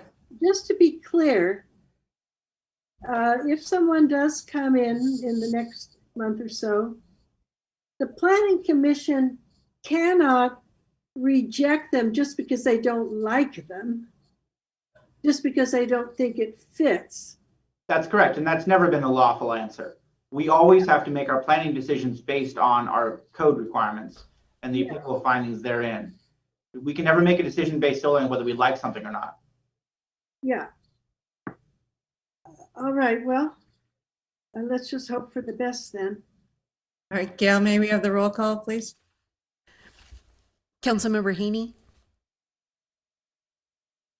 So I want to clarify this. We're sending this to planning for a review. And my comments earlier was, I think it's already a well-written ordinance, so I'm going to vote no.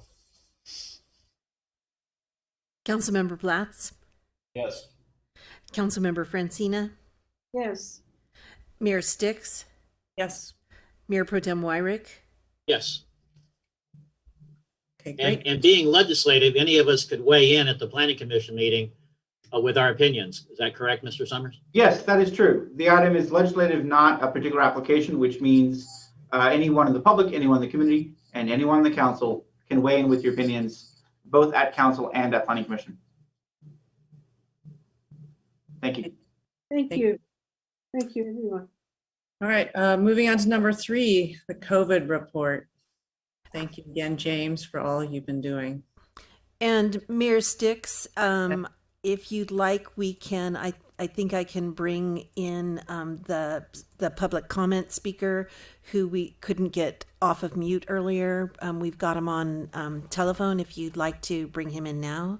Sure, that'd be great. Thank you. Okay. This is John Weir. Mr. Weir, you should be able to talk now if you can go ahead and unmute yourself. Can you all hear me all right? Yes, yay, we can hear you. Go ahead. First and foremost, to Councilmember Blatz, I did not know your father personally, but it is as a fellow child of public servants that I offer you the warmest condolences from my wife, myself, and the staff of Beacon Coffee Company. Also, I'd like to address the entire council and say that in as much as the communications that every single one of you at this point should have received directly from me, and in as much as I am phenomenally angry about what has transpired over this weekend, that is in no way, shape, or form meant to be unappreciative of the effort, the intent, and the heart that each and every one of you put into being public servants. I come from a family of public servants and a family of public school teachers. I have brothers who are in law enforcement. And this weekend, my staff had to witness our police department arrive to a call from myself at my business to address not just someone who was not wearing a mask and complying with an ordinance that all of you put into effect, but a white nationalist at that. Upon responding to my phone call, they inconsistently applied the law. Specifically, upon being called in August and November, the Ojai Police Department arrived to tell people who were here not to do business, but also not to wear a mask, that they were in fact trespassing on private property and they were to leave. That absolutely was not the case this Sunday. Our police department showed up, berated my wife and myself. They did so within earshot of my entire female, transgender, and 50% of them being people of color. They heard the Ojai Police Department berate my wife and I for having the audacity to call them for backup. Then they took off their masks. They marched themselves right out into the middle of my parking lot in front of about 36 customers on a Sunday morning. And they spoke without masks on directly to a white nationalist and his friend in the middle of my parking lot, cordially engaging them in conversation and then sending them on their way, only to come back and question again whether or not I have the legal right to maintain my own parking lot for which I pay the property taxes on, I have a lease on, and I have a lease on this building. I have a great deal of respect for law enforcement, and I have a great deal of respect for each one of you gentlemen and women. But I also am educated in the law, and I also have a degree in U.S. constitutional history, and I do believe supremely in the idea that I am citizen, and citizen outranks you. You all have put every small business owner in this community in a position where we have become law enforcement, and we don't have consistent backing or guidance from you as a body, from the Ventura County Health Department, or from the Ojai Police Department. I've addressed all of you in writing as of yesterday afternoon. I have spoken with 22 staff members of elected officials ranging from Ojai City Hall to the county, to the state, to Congresswoman Brownlee's chief of staff. And not one single person can tell me whether the mask ordinance that you have put in place in this town is legal. Not a single person. And James, in as much as I really appreciate your email at about 6:07 this afternoon, I don't appreciate that you all ignored me. I don't appreciate that I cannot contact my elected officials by phone. I think it's important for citizens to be able to speak up and be angry and be heard. I think it's inappropriate that the chief of police of Ojai hung up on me because he didn't like my tone of voice. I think it's inappropriate the administrative sergeant hung up on me because they wanted to explain to me what was wrong instead of hearing what it is that I needed them to hear.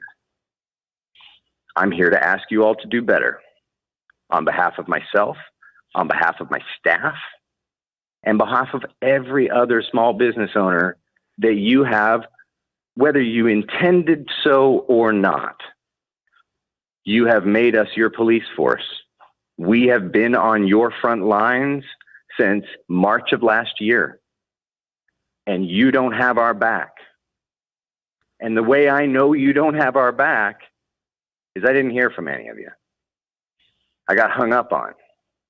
And because I have 11 female and transgender staff members who have over the last 48 hours individually said, who do we call?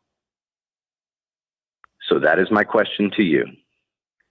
Because Mr. City Manager, your email, it does not address what I have brought forth to you.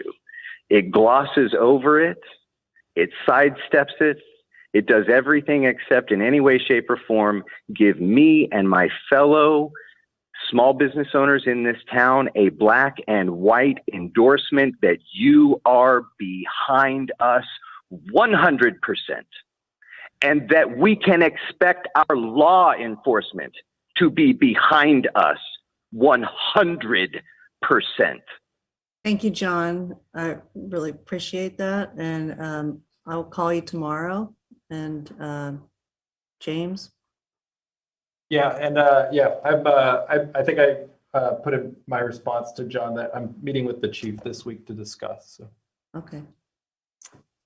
Okay, thank you. All right, moving on to. Mayor, 1 second. Ken, I'll be honest with you. I haven't received this email. And I reviewed everything before tonight's meeting. Mm-hmm. So if someone could send me John's email, forward it to me, and also his number. Yes. And if anyone else has had that problem, I would recommend the same thing. But I have a I'm copy. sorry, John. Yeah, obviously feels this way. And I'm not defending myself in any way other than I haven't received this. Yeah, and I'll note that we had asked the chief to get back to him yesterday, and the chief did, and so we were getting that response from the chief, and then we were forwarding that information to council today. Perfect, thank you. So yeah, you guys had not seen it until a couple minutes ago. I haven't seen it. Suda, go ahead. Yeah, I did receive it with the public comments. Mm-hmm. Yeah, it was kind of late in the day, so we couldn't have contacted him. Yes. Yeah. Okay. Okay. All right. Moving on to number 3, COVID report, James. Thank you. All right, and so we have we're gonna have a quick presentation focused mostly on, there were a couple of big changes announced, so let me pull this up. And so we'll start by just going over some of the statistics we keep looking at. Everything is reflecting the trends we were hoping to see, which is fewer cases than we had seen in the weeks and months prior, and slowing down of the increases that were occurring. So as you can see, we were from the end of February to early March, we had a couple thousand cases in the county, and that's been slowing down to where now over almost a month, we had less than 1,000 cases in the county. Similarly for the 93023, the trend has really slowed down from the spike we had seen in December or so. Other numbers that we keep watching and are important are the hospitalization rate and the ICU rate. Both of those continue to drop. And unfortunately, there have been additional deaths, but that rate has also slowed as well. So overall, the statistics are showing what I think everybody is probably seeing and hearing, which is that the COVID situation is slowly but surely improving at this point. We are now in orange tier. We have been in orange tier for a couple of weeks, but the positive news is we're actually closer now towards yellow tier than we would be towards the red tier, which for the first time we're inching forward to yellow tier. The three important statistics that are watched to determine which tier we're in, one of those three is the testing positivity rate. That is, we are now in yellow tier on. The other two, the average case, 7-day case rate and the PCR, the health equity testing rate, those two were in orange, but getting now towards the low point of that. So solidly in the orange tier and moving towards yellow tier. So that's where we want to be at this point. And what that means to on some key issues is it means certain things can start opening up and capacity could start increasing. The state put out new guidelines for as of April 15th for categories that had been either prohibited or strongly restricted before. Gatherings, which had just been maximum of 3 households outdoors and otherwise prohibited, is now, they've issued some new guidelines, and in the orange tier, it can now be 25 people max, and it can be 25% capacity on indoors. And then in yellow tier, which is hopefully, our next step and somewhere we'll end up soon, it'll be 100 people max at outdoor gatherings. So that's an area that has opened up since our last meeting. And if we continue to yellow tier, we'll continue to open up. Similarly, private events, which had not really been allowed before, which include meetings, receptions, and conferences, those have expanded now to allow up to 50 people in the current orange tier at outdoor private events. And then once we get to yellow tier, it'll be a maximum of 200 people. For indoor seated live events and performances, those had previously just been prohibited. As of April 15th, the state announced that those will be allowed in orange tier at a reduced capacity of about 15% capacity in smaller venues, 10% in larger venues. And then in yellow tier, that's going to increase to 25% capacity in smaller venues. But it'll continue to be 10% in larger venues.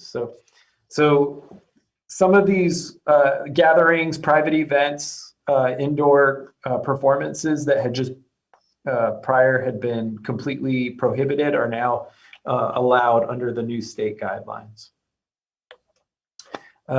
Further, the interesting thing was as those guidelines were released and we were trying to understand our new guidelines that would take effect April 15th, the state also announced that the current plan is to fully open the state on June 15th. So essentially those guidelines that we just went over, if everything goes according to plan, those would just be the guidelines for the next 2 months. And then on June 15th, those items would open up along with others, and the requirement that would remain in place would be the masking requirement, but all the other guidelines would be lifted at that point. And so what that's going to depend on are, the state has said 2 things. It's going to be dependent on the equitable vaccine availability. If basically meaning if there's enough vaccine for anyone over 16 who wants it. And then the low and stable hospitalization rate. So if those 2 things are in effect up to and on June 15th, the state would lift the orange tier, yellow tier, red tier purple tier requirements and reopen the state fully with a mask requirement. So those were big changes, both currently with these kind of mid-level changes for April 15th, and then big changes on the horizon for June 15th. So what we are going to be doing from now and then is we're going to start reviewing the existing orders, and we're going to have our COVID recovery task force is meeting this week to look at the existing orders and which of those need to either be modified or lifted and the timing of those, and then to discuss other needs between now and June 15th as well. So there's going to be a lot of preparation going into seeing if we are ready and able to meet this date set by the states.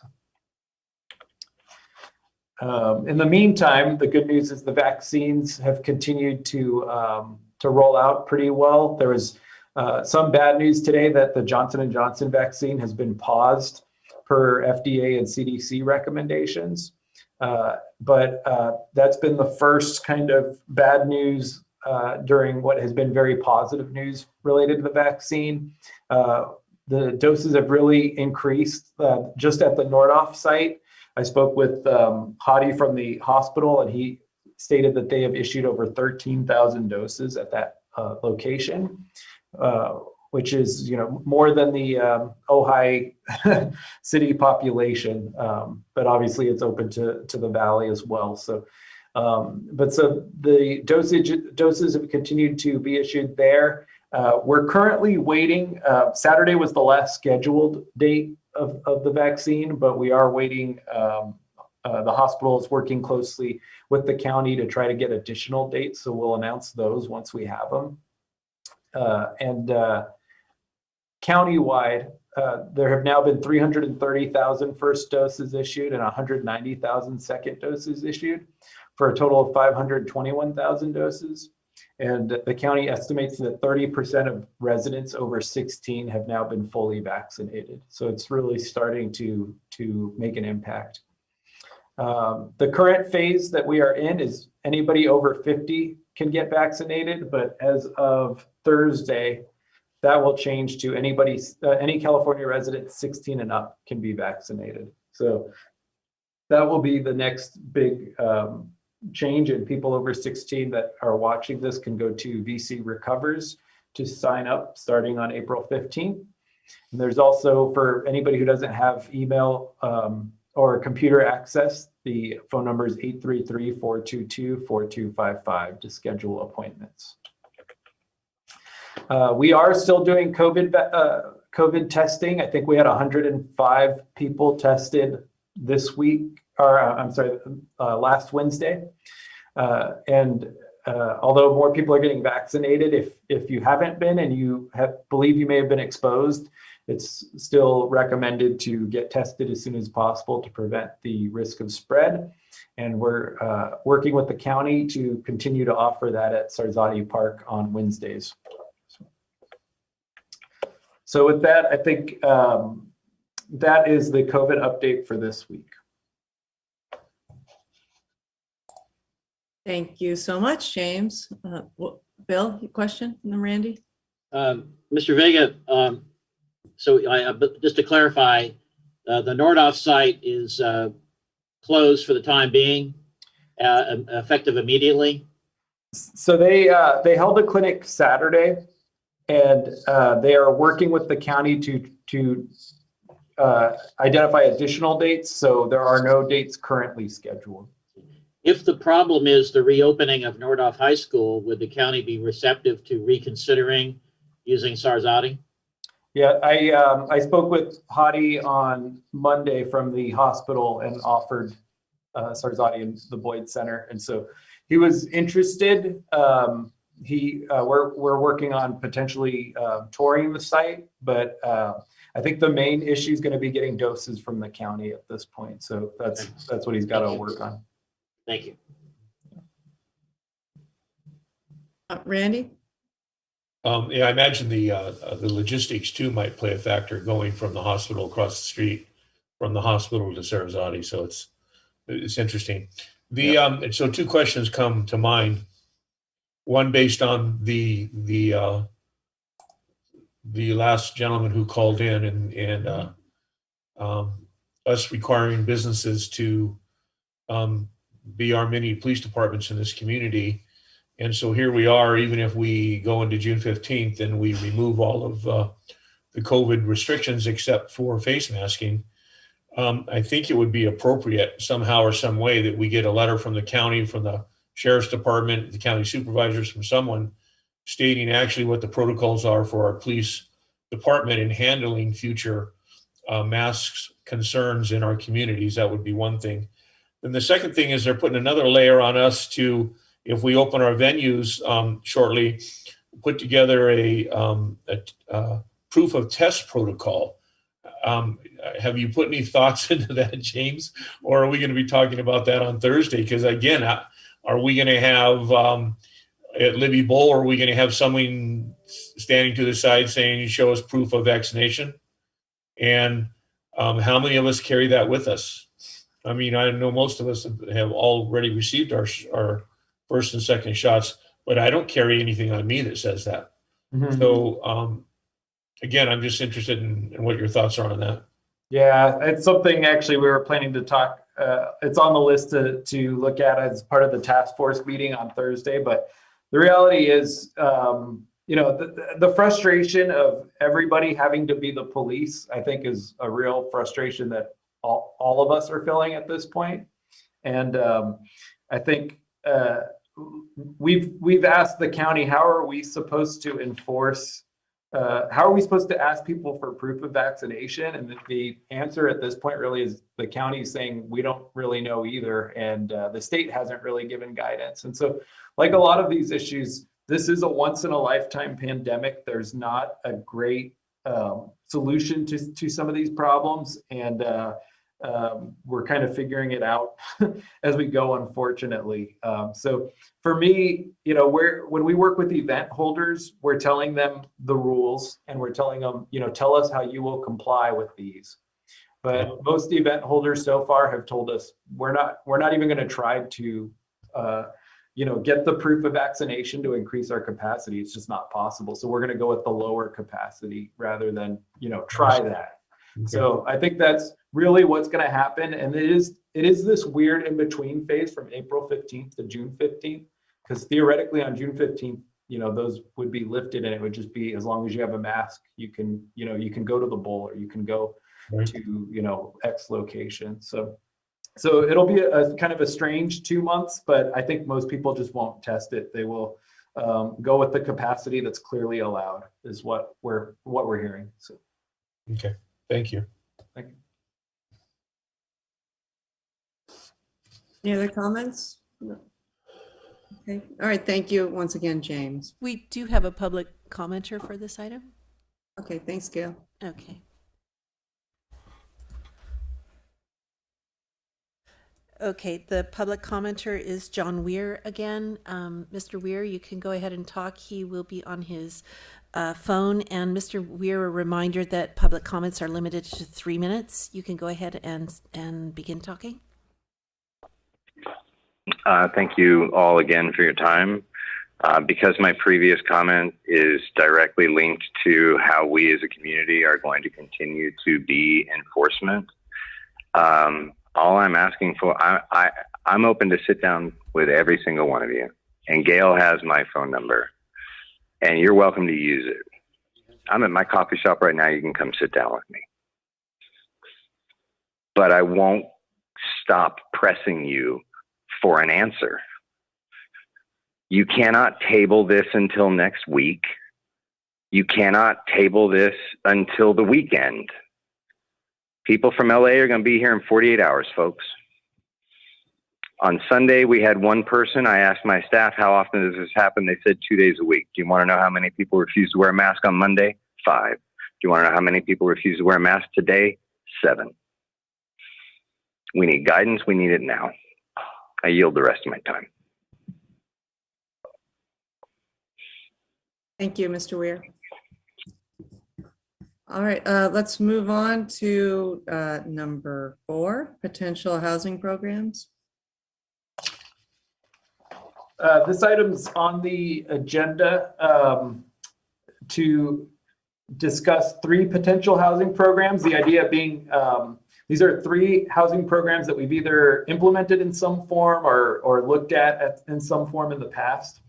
And there had been recent requests, mostly during the goal setting session we had, but some in addition to that, to take another look at these items and bring them back and figure out if we want to make some modifications or implement some of them. And so this item is put on, they're all housing related issues. So we put this item on so that the council can discuss these projects or any other housing project that that the council may want to propose or look into. And the idea being that council can prioritize and determine which ones to direct staff to do more research on or prepare an ordinance or prepare next steps on. And then staff would then take those and schedule for future meetings for either adoption, consideration, or discussion. So it's really intended to allow for just that open discussion of housing needs. So the 3 topics, just briefly, is we had noted that LA County had announced what they called an ADU standardized plan program. That program created standard ADU plans, accessory dwelling unit plans, that residents could come and pull, and it was essentially created a streamlined process and a lower cost process for them to develop an accessory dwelling unit, which helps add affordable housing to cities. And so we did some research and found that there are a few other areas that have done the same, a similar program, maybe not as robust. LA's is very robust. They have dozens of plans, but even as close as the County of Ventura has done a program where they have 3 plans, a 700 square foot 1-bedroom plan, a 900 square foot 2-bedroom plan, and a 1,200 square foot 3-bedroom plan. So we looked at those and provided some information for council to provide direction. Second is the city had previously in 2018 discussed tiny homes as accessory dwelling units and had a movable tiny home ordinance that had been prepared but not adopted. And so that item is also brought back for council to discuss whether to, there was a proposal to make a few modifications and bring that draft tiny home ordinance back. And that's something that council can discuss and agendize. And then lastly, there is a 408 North Montgomery Street affordable housing project that the city of Ojai, we own the property, and we had talked about preparing a city-owned affordable housing project. And it was somewhat delayed due to COVID and the impact on the city's finances, but we are, the council indicated an interest in bringing it back and trying to discuss some potential options to move that forward. So that's included in this report as well. And so with that, each of those items, I think there is one public comment, one person who wanted to comment on each of those items, which the city council may wish to take those 3 comments, but with that, council can discuss each of those 3 programs. So, Thank you, Jay. Question? Mayor, I was wondering if we could follow up on that request that we take these up in turn separately for separate discussion, if that's all right. Yeah. Sounds like a good idea. Okay, so the first one is the ADU program.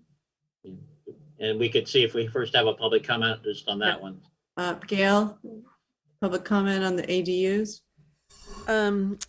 I don't have any specifics on what the 2 public speakers, which part of this agenda item they want to speak on, but if you'd like, I can bring them in and you can ask them. It's up to you how you want to handle that. Mr. Miley speaking on all 3 programs. Okay. And the other one is Mr. Ojai. Yeah, so we could just let him speak as well. Okay. So, Mr. Miley, I'm going to go ahead and bring you in. You can go ahead and talk now. If you're unmuted, please unmute yourself and you can speak. So, Mr. Miley, Good evening, good evening, yes. Mr. Miley, so we're taking the comment on the accessory dwelling unit standard plan program to start. Number 4.1. Yes, okay. So this is regarding that. So I'm advocating for the consideration of new modular houses for meeting the affordability needs of folks with jobs within the city of Ojai, the city limits. And they would become acceptable and prototype ADUs. So for less than $70,000 to $100,000, you can get a 1 or 2 bedroom modular that's bought, sited, and permitted. And then based on the amount that you have invested, it's going to actually allow you to rent it at an affordable price. So how do we get affordability? Here's an idea. Number one would be to guarantee that the ADU would be affordable. There would be a contract between the city and the property owner. And this would because the policy would because the city has a policy for enabling affordable housing to be created within the city, and it would enable that. The assistance would be for the purchase of a modular unit. It would be something like, we'll give you some money, we'll contract for some money over a period of 10 years if you agree to rent it at an affordable price. And the amount of money would depend on how much the individual contracted for. The more money, the lower the affordability the rent would be.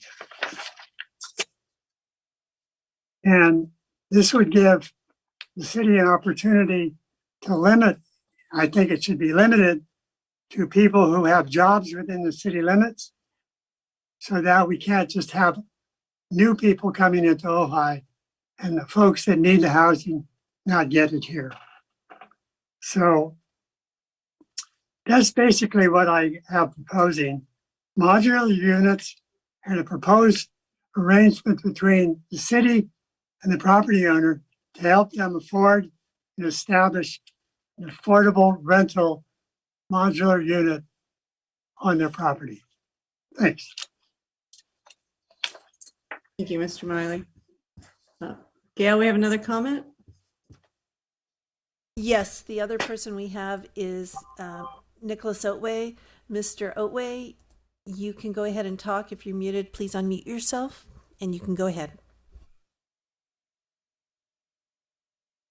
Am I unmuted now? Yes, you are. We can hear Okay. you. I pushed the right button for a change. You did. Okay. I think the whole issue of housing, whether it's standard ADUs or a village of tiny houses, brings in larger issues of what we want the town to look like, how we want people to move in the town. I think what Bill mentioned about people who are going into this housing, it's people who work in Ojai and who may not even need a car to get to work or to enjoy the town. I think it's just housing is one, obviously, of the central issues of a town. And I would say that a number of discussions need to occur between people investigating and researching new ways of putting buildings together, not only the labor involved, but the actual technology. Because what I'm discovering is there really are some, they've been trying to panelize construction for years, decades, but they are beginning to get closer to something that really is like an erector set that could save some money in actually getting a building up. I think those kinds of issues would be worth being at least part of the study that the city made as they went forward. So it's from a larger point of view, it's just the general plan, looking at what do we want the town to be like? Do we want to still have to look at a rush hour on the Friday afternoon of LA coming in where you can't even see the end of the cars? They maybe end out by the Liberal Catholic Church or something. But I think that there's just some really great opportunities today for a little town like Ojai to solve some of the issues that make life harder for people here, and building housing that actually is attractive, less expensive, quicker to build. It's just going to take some time and some patience, but I think it can be done. And I certainly enjoyed participating earlier, and any help I can provide in the future will be fun anyway. So I commend you all in your work, and we have a big job to do. Thank you very much. Thank you, Nick. Randy, and then Bill.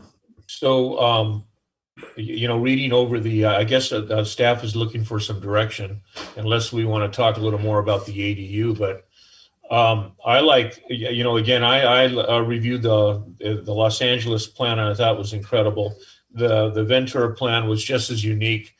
I'd like staff to come back and add maybe one more layer to it from the Ventura County is the 700, 912, and actually put one at 500.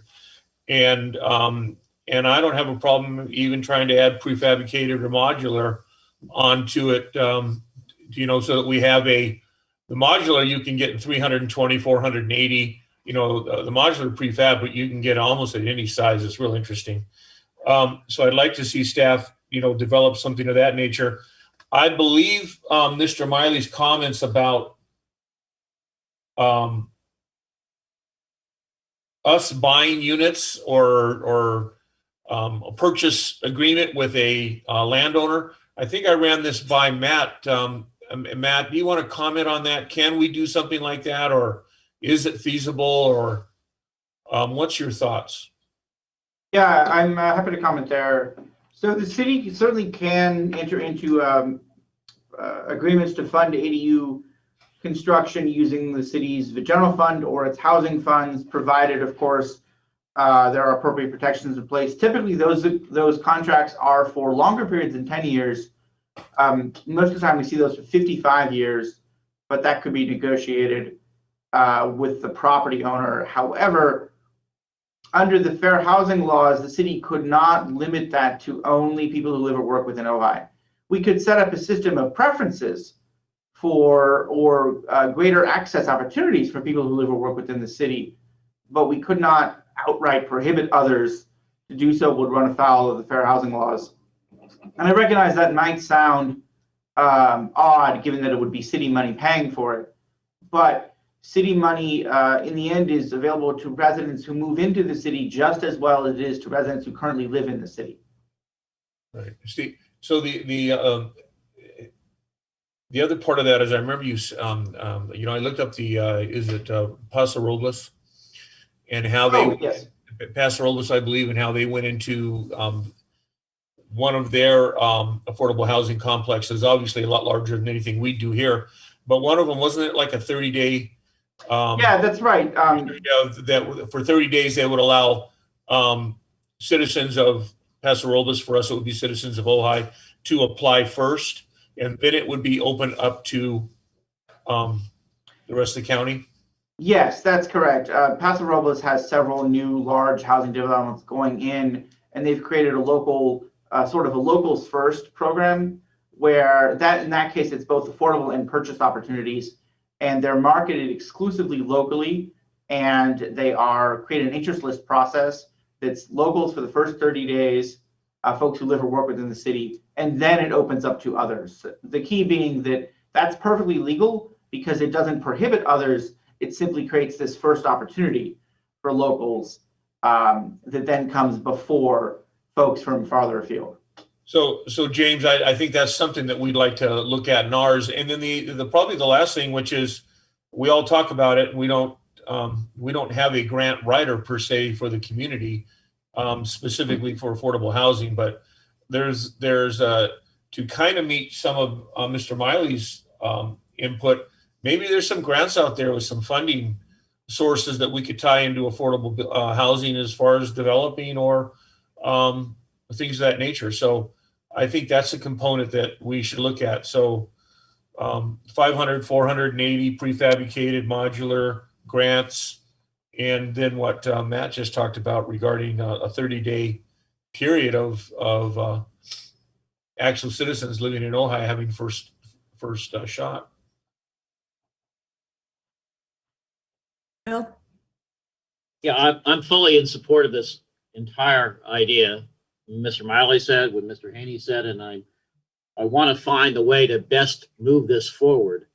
We're talking about facilitating building permits. That's squarely a Title IX matter. We have traditionally, as in terms of moving forward, to come up with a specific plan for adoption. We've traditionally used the Building Appeals Board for that because it's also our housing review board by statute. And I would think that maybe the best way to do this is to refer it to the BAB with working with staff to come back to an adoptable recommendation to council within 60 days. And I'm going to make that motion. Mayor, I'm sorry. Go ahead, Randy. I agree with that 100%, Bill. I think something else that we need to look at regarding affordable housing is how we look at the existing, our special housing overlay, the SBL district. How can we accommodate some affordable housing in that?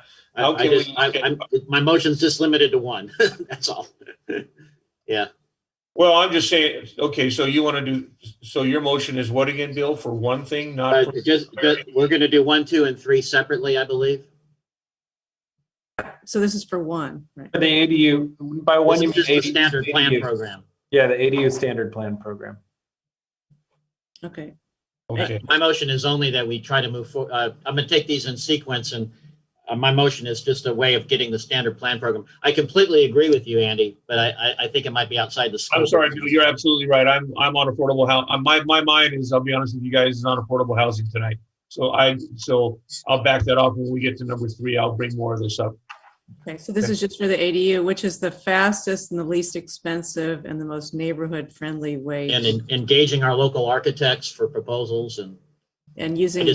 I just think staff with BAB might be the best way to get this back to us in something adoptable within 60 days.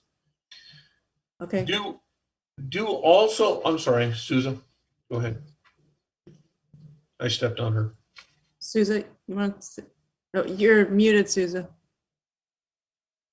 I really love what Randy said about the Paso Robles local first program. Do we need to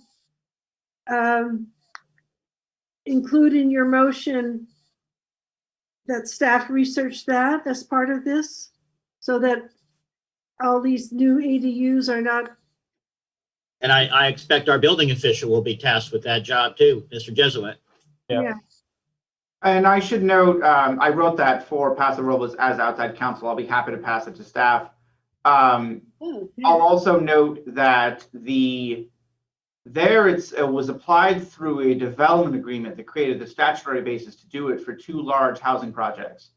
The model in which it was cited originally came up tonight would be ADUs that had city money. We'll research whether we could do so as a general rule for rentals of ADUs that don't have city money and don't have a development agreement. Mindful that that's a bit of a different category, to expand that to be all ADUs. So we'll have the BAB take a look at those options. Right. And Mr. Jesuit. Yes. So one other thing here regarding ADUs, Mayor, is have we done any studies in Ojai regarding ADUs since the inception regarding traffic patterns and parking patterns and, impacting routes and areas that ADUs might be placed in our community. What are more susceptible areas than others? And how are they going to impact evacuation plans and air pollution and things of this nature? Have we done any studies on any of this regarding ADUs, or did we just adopt an ordinance years ago on ADUs and just started moving forward? Yeah, we haven't done any particular studies on ADUs. It's interesting you mentioned it because we're updating the general plan update, and that'll look at the circulation element and a couple other things. And so that should be something we look at in there, but we have not done a specific ADU study, and that has not been updated since we allowed ADUs. So it hasn't been studied. So when we look at the circulation of the general plan and we look at the housing element of the general plan, we might want to attach some of those thoughts into it, so if we can scrutinize them and try to evaluate the impacts. I would think the biggest impact on an ADU or a tiny home or any additional house on any lot in any community is going to be parking, and because there's no way we can limit someone to say, yeah, you can have an ADU or you can have a tiny home, but you can't own a car, or you can't own 2 cars, or you can't have 3 people with 3 cars. So I'm just saying we've never really looked at that. And I just think it's something that as we're doing a general plan update, it wouldn't hurt us to look at it and try and get an idea of the impacts. Yeah, may I ask a question and comment? That is one of the problems when you have density, and especially if you remodel all the garages, that you end up with the cars on the street. And we don't want that because our streets are narrow, and then it pushes the bicycles into the traffic lane, etc.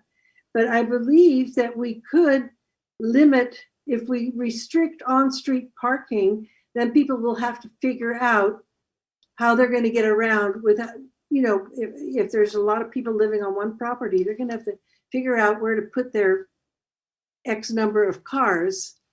By restricting, am I saying that right? By restricting on-street parking and requiring that they park their cars on the property, that will restrict in itself, I believe, the number of cars, or at least it will help. Yeah, I'd like our attorney to weigh in on that. I'm not sure if we could do that. Yeah. So sorry. cities can prohibit parking on the street overnight. But most cities that do that still allow for a permit process, allowing so many permits per house to then allow a certain amount of cars to still be parked on the street overnight. Some other cities will simply ban all cars parked on the street overnight from usually it's 2 to 6 a.m. So you can park during the day, but at night you have to get the cars off of the street. Doing so would be legal. It would have required significant evaluation by the council for a series of unintended impacts that would stem from that, particularly if the goal was to limit density as opposed to managing a parking issue. Parking is certainly one of the great challenges of ADUs. The state has preempted entirely the city's ability to set parking standards for ADUs. That's what I thought. And that is one of the pieces that the ADU ordinance began several years ago when the state required the city to adopt it, and has continuously required the city to adjust it, although the city has gone beyond the minimums in a couple of cases. But parking is one where the state has simply said requiring parking to replace a lost garage is gone. Requiring parking for ADUs of certain sizes is out. And one of the tools left is, of course, a residential preferential parking program that creates a permit or a ban on overnight parking on the street. But I would recommend doing so be entered into with considered thought. Again, I think we're getting a little far afield from the motion. Yeah. Let's vote on this motion. Unless, Susie, you have one more question on this? Yeah. My question of Matt is, can a homeowner with an ADU, can they give preference to a tenant without a car? Because I've rented out rooms only to people who don't have a car. That's legal, correct? Yes, that would be legal for the individual landlord to make that decision, not to be imposed by the city. Yes. And then, now I don't want to get off topic, but you can have housing developments without cars because lots of cities have that. Where they're just, it's limited to people who, it's very restricted parking. But that's a different topic. Okay, well, We have a second on Bill's It motion. definitely does exist. Yeah. Okay, we're ready for the roll call, please, Gail? Mayor Sticks, Yes. Mayor Pro Tem Wyrick, Yes. Councilmember Haney, Yes. Councilmember Francina, Yes. Councilmember Blatz, Yes. Thank you. All right, then moving on to number 2, the tiny home program. Any public comments on this number 2, Gail? The 2 public commenters that we had have already spoken. Okay, great. I have a question. Bill Miley had comments on all 3, Gail. Do you want me to bring him back in then? I think Mayor, I think the council agreed to that when we started, correct? Now, does Bill get 9 minutes or 3 1-minute sections? 3. Okay. Mr. Bill gets Miley, whatever he wants, right? He's commenter emeritus. that's our frequent flyer. Okay, We love hearing Okay. from Bill. my turn. Hello. Go ahead. Instead of tiny houses on wheels, I'm advocating for modular homes to meet the affordability needs of folks who have jobs within the city limits. Several years ago, you may remember, I presented to your council 3-dimensional models of a tiny house on wheels, a park house, and a small modular house. I was trying to make the point that modular homes have more space for less money than tiny houses. They're a much better buy. They also blend into the neighborhood well. And they could be rented for less because they cost less per square foot and they have more space. So they help meet the affordability income needs of low and maybe very low in our town. So I sent your council 2 links of modular home builders, which I looked at, considered worthy of investigation, at least in my initial view. Thanks. Thank you, Mr. Miley. So should I bring in Mr. Ojai again? Nope. Okay. Bill? Yeah, I want to make one comment that came just to pass it forward from the research we did in the past. And it talks about ANSI versus building code. One thing that's not in the staff report that I believe still is accurate is that the National Fire Protection Association has a separate fire code for tiny homes, for tiny homes on wheels or frames, whether or not, built on frames. And I think I shared that in the discussion in the past. And I wouldn't want there to be, I wouldn't want there to be thought that we're limiting the standards that could be adopted to ANSI. There is also a National Fire Protection Association code that could be adopted. And again, I think what we're asking tonight is whether council majority wants us to move forward to a draft ordinance with a few of these limitations from the previous proposal for future agenda consideration. But I did want to mention that one thing. There is an adoptable fire safety standard in addition to ANSI. Thank you, Bill. Souza? And this proposal for a tiny home ordinance would include prefab, very green material tiny homes. I definitely believe, I don't know if Mr. Miley understood that that we're doing both. The modular, and we want to do everything that encourages accessory dwelling units, affordable accessory dwelling units. So and our proposals for a limited number, not a general. Yes. Yeah. Do we have that number? No, it's not specified. That would be part of the deliberation when it came to us. Okay, so we need a motion. You want to Well, make a motion? We need more discussion on this. More Just discussion? Okay. the utility requirements, I believe that the sanitation district is redeveloping Yeah. their sanitation requirements and hookup requirement fees. So that should be something that needs to be built in to anything that we do regarding any of these. So I'm not sure, James, when they're deliberating on that. Is it tonight or next week? It's April 26th. So anything that we bring back, we've got to consider what they're doing and how it might impact what we're trying to achieve. So it's just a component, guys. That's all I just wanted to bring up. Yeah, I think the idea is that Susan and I had, Randy, was to incorporate into the pad permit all the utility hookup requirements. Whatever those are. Yeah, exactly, whatever they are. Yeah. Okay. Great. Well. Got a motion? I'll make a motion. Susan, you want to do the honor? No, you go ahead. I'll second it. I if you don't want to, I'll do it.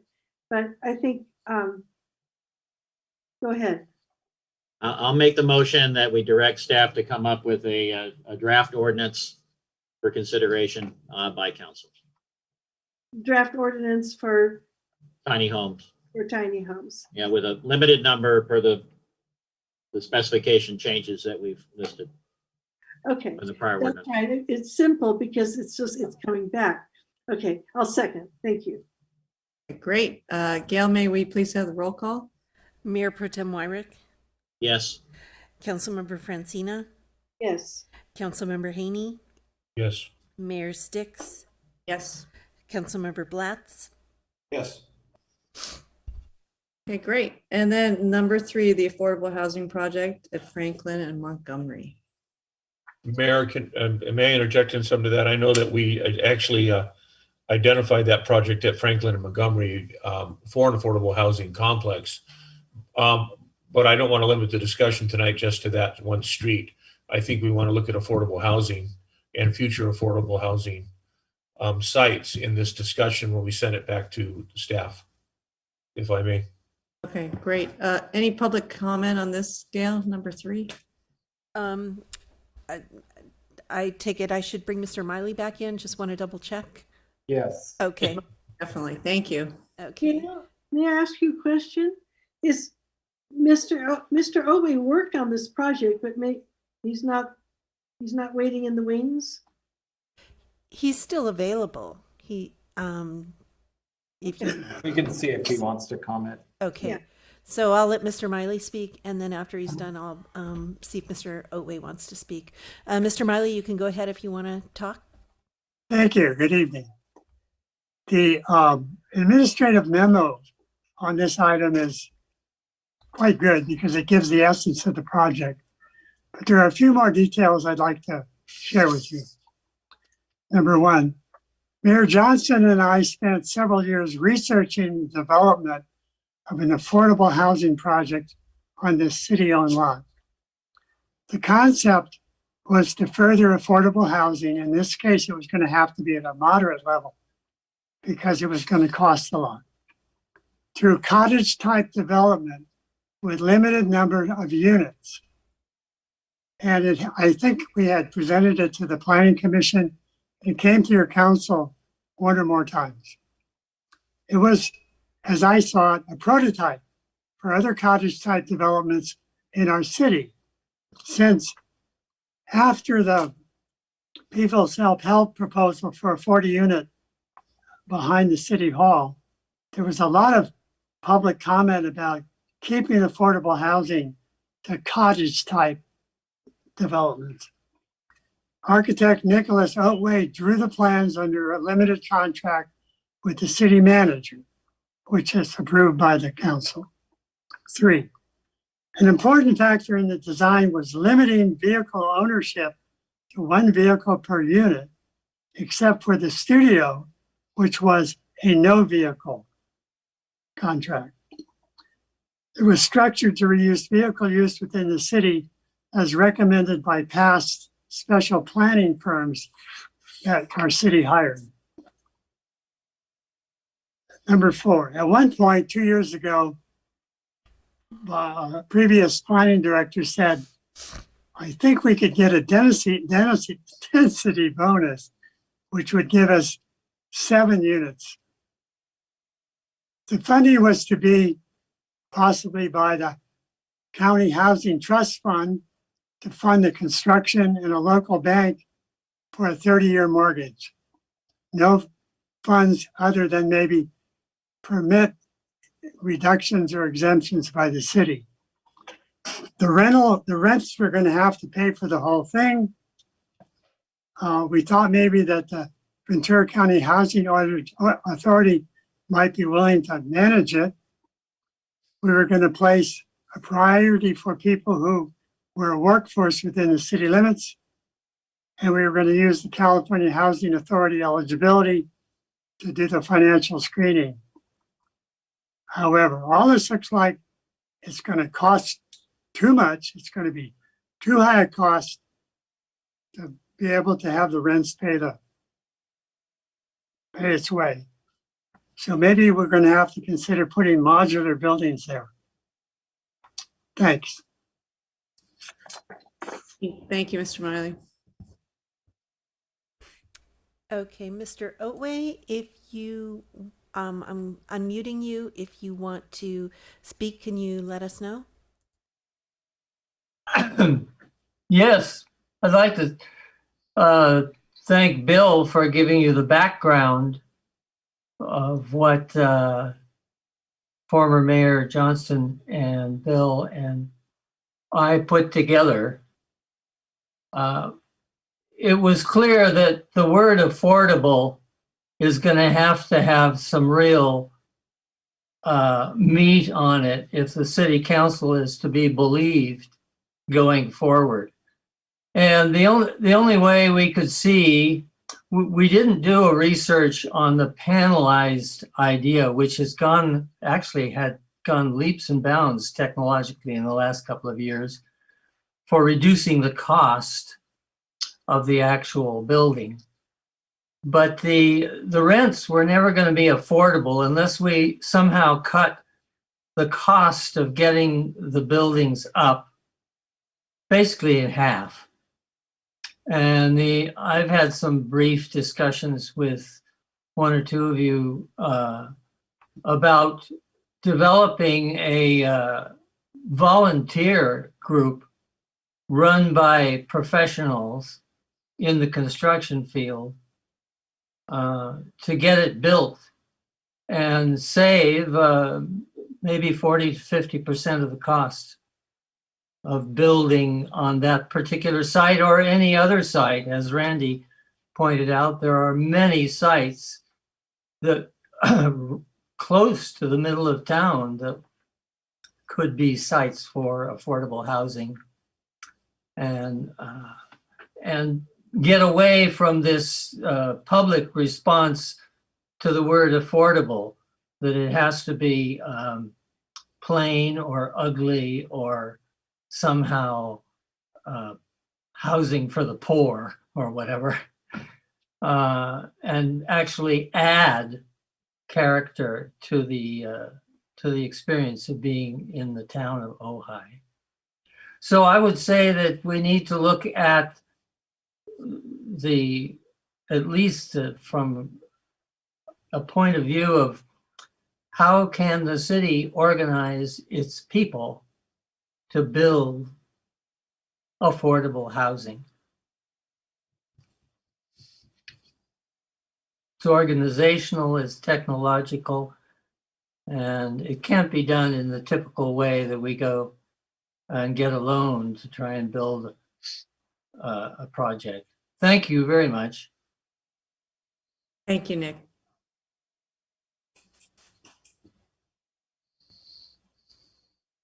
Randy? So what I'm hearing is, and after reviewing the numbers here, that we would have to come up with $500,000 to $1 million to fund this project as is. So maybe one of the things that we want to direct staff to do is actually look at the site one more time and figure out how we can do some type of affordable housing, but utilizing a modular home methodology versus a stick-built. So that's one thought on that. Or Bill and then Souza? I think Nick laid it out very well. I think that I think we should look at that site for something very uniquely Ojai. We figure out how to mobilize the community. Not sure exactly the best way to do that. Thinking through that. That commits to aesthetics while committing to affordability through, as Mr. Ojai mentioned, innovative design techniques implemented in a unique way, a professionally organized volunteer effort. It doesn't mean everything is donated, but it means that we leverage what funding is available with a sort of expanded view of what Habitat and Humanity does in a different type of venue. I would love to find, I think there are a group of people in this community, Mr. Ojai being one particular example, Mr. Miley being another, that we could maybe rely on to come up with a plan, a very unique plan, a very Ojai plan. Possibly working with our building official closely. We have to be careful about laying too much on staff.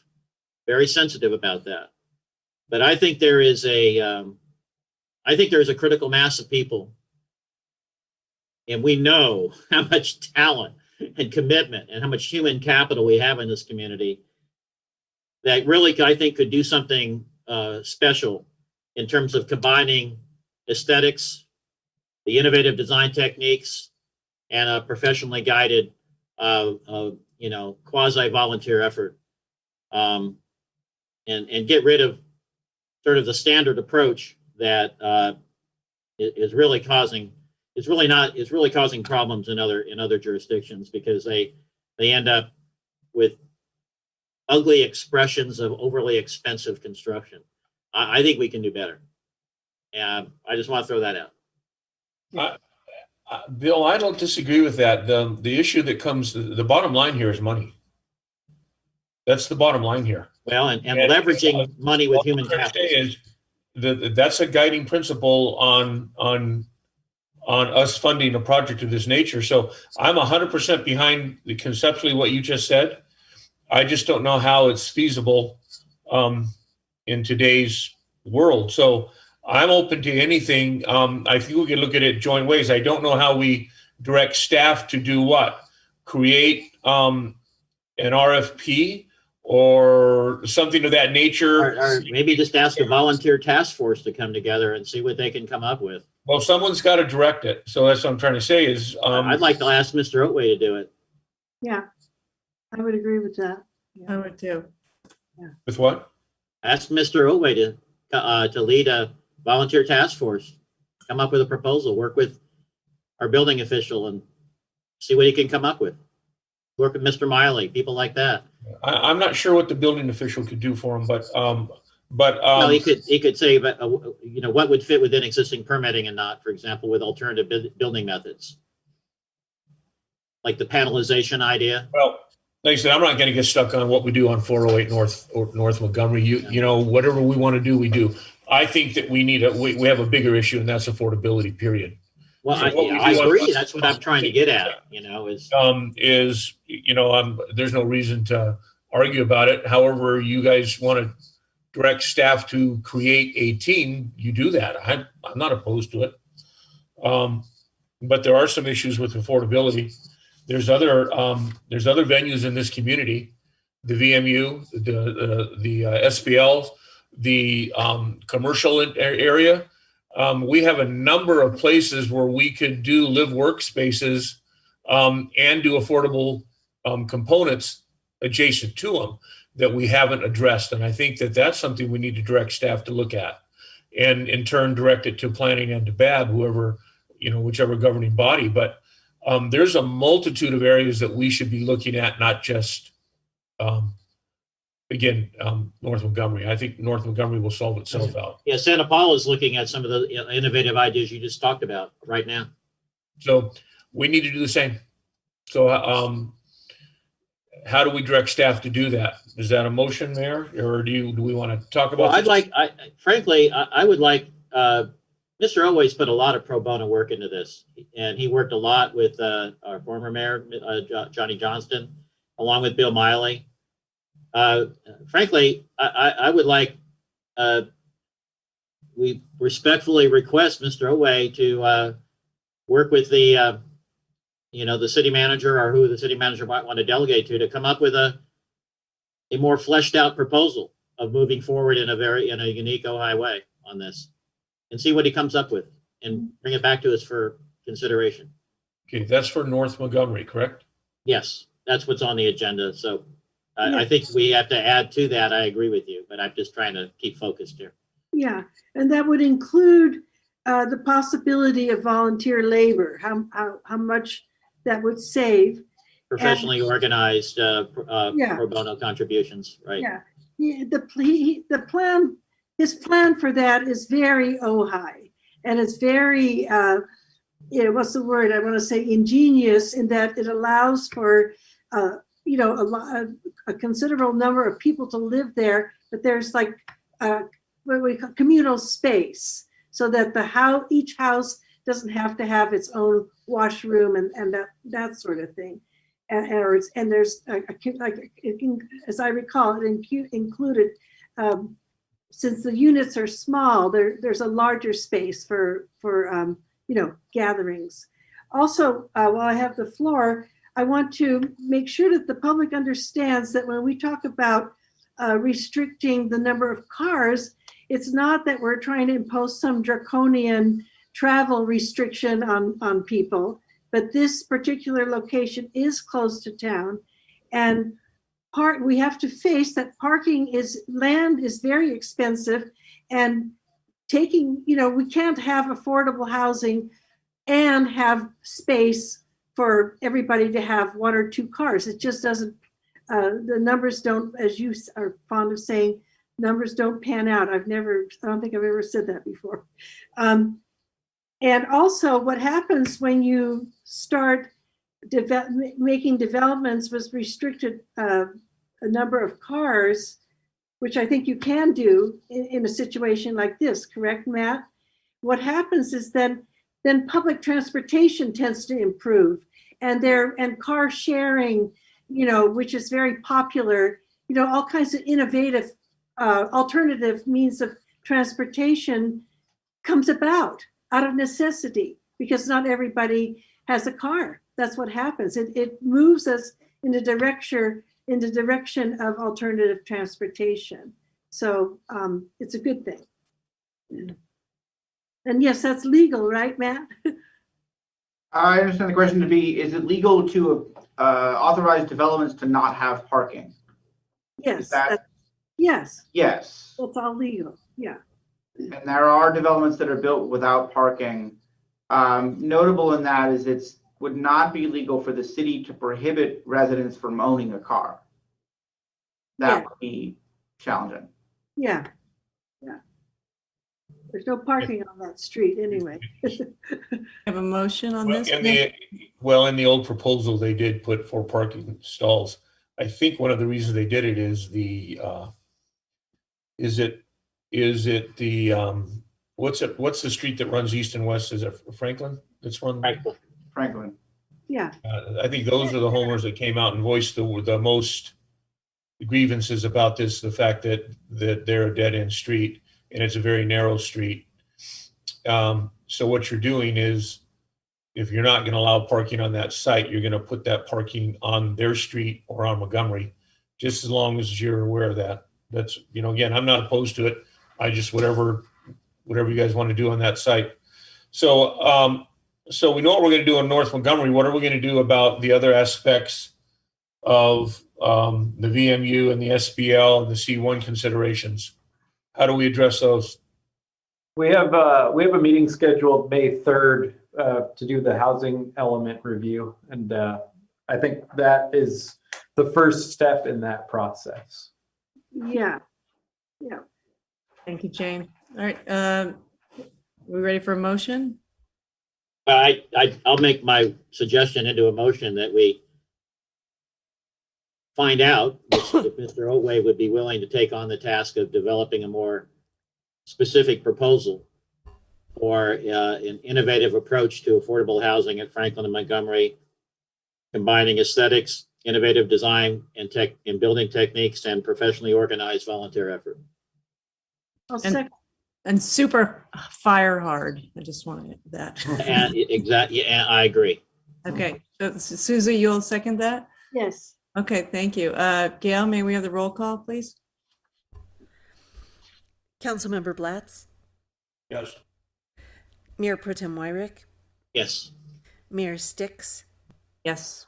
Councilmember Francina, Yes. Councilmember Haney. Do it with love. Absolutely. All right, thank you. Thanks, Gail. So we're going to move on to number 6. We're going to do the Climate Emergency Mobilization Committee. Can we get a 2-minute break, Of please? course we can. Let's take this. Thought we were doing goal setting. And then we'll come back with number 6. Right. Pardon me? We're going to come back. We're going to do Climate Emergency number 6 before we do number 5. So did we approve that at the beginning of the meeting? You know, I brought it up and then I don't know what happened. Remember I said I was gonna, I just didn't. The agenda that was approved had the order as listed on the document. The mayor has the power to reorder it. The council then can approve or reject that. So if there is opposition to the proposed reordering, I would suggest take a vote on the question of taking 5 or 6 first. If there's not a ready consensus that could be sought orally. Okay. Can we have a vote on that? And the reasoning is that so the Climate Committee can go to bed earlier. Because their spokesperson has an event early in the morning. Okay, can we vote on that, Gail, please? I think Ryan might have taken the break. Oops. I don't think we need to vote. I just need he's to know back. how and why. Okay. All right. Good. We're good with that. All right. Let's take a 5-minute break, y'all. Thank you. Oh.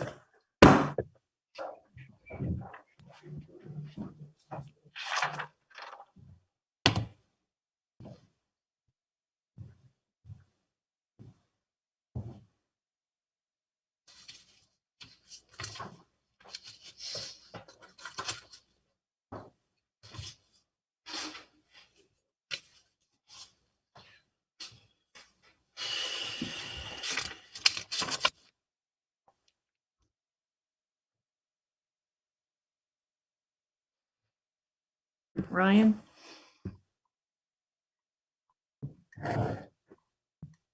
There he is. Okay. All right. We're all back. Okay, moving to number 6, the Climate Emergency Mobilization Committee. Take it away, James, please. Yeah. So we received 2 requests from the Climate Emergency Mobilization Committee to support two items. One was to request or for the city of Ojai to issue a support letter for requesting the replacement of U.S. postal vehicles in Ojai to be replaced with all electric vehicles. And then second was a list which is included in the staff report of recommendations from the Climate Committee to start planning for conversion of city building and vehicles to all electric. As noted in the staff report, some of those requests were already identified by the city council in the last budget discussion, such as the idea of starting to replace our vehicles with electric vehicles whenever possible, and to plan for more installation of electric vehicle charging stations. And so those 2 particularly we noted in the staff report that we have started to do at this time. and we are including some of those in the upcoming budget discussion. We're probably going to have those in the budget hearing or the budget workshop on May, in the first meeting of May. But there was a couple of additional requests, such as having the city council support the goal of making all city buildings carbon neutral by the year 2025, and then the fleet as well. So, the Climate Committee has asked for council to support those requests. I believe Phil White from the committee is on the call if there are any questions. And with that, the item is before the city council. Thanks, James. Any questions? Susan, question? Yeah, so it's my understand, I'm unmuted. It's my understanding that this is a policy, it's a goal, but it's not binding if we don't have the finances. Is that correct? Hi, this is Phil White. Can I speak now? Appropriate? Sure. Thank you, Phil. Okay. It's good to see you all again. It's been fascinating to watch your meeting tonight and listen to all that you deal with. I'm proud to live where I do and have people like you dedicated to solving the problems that exist here.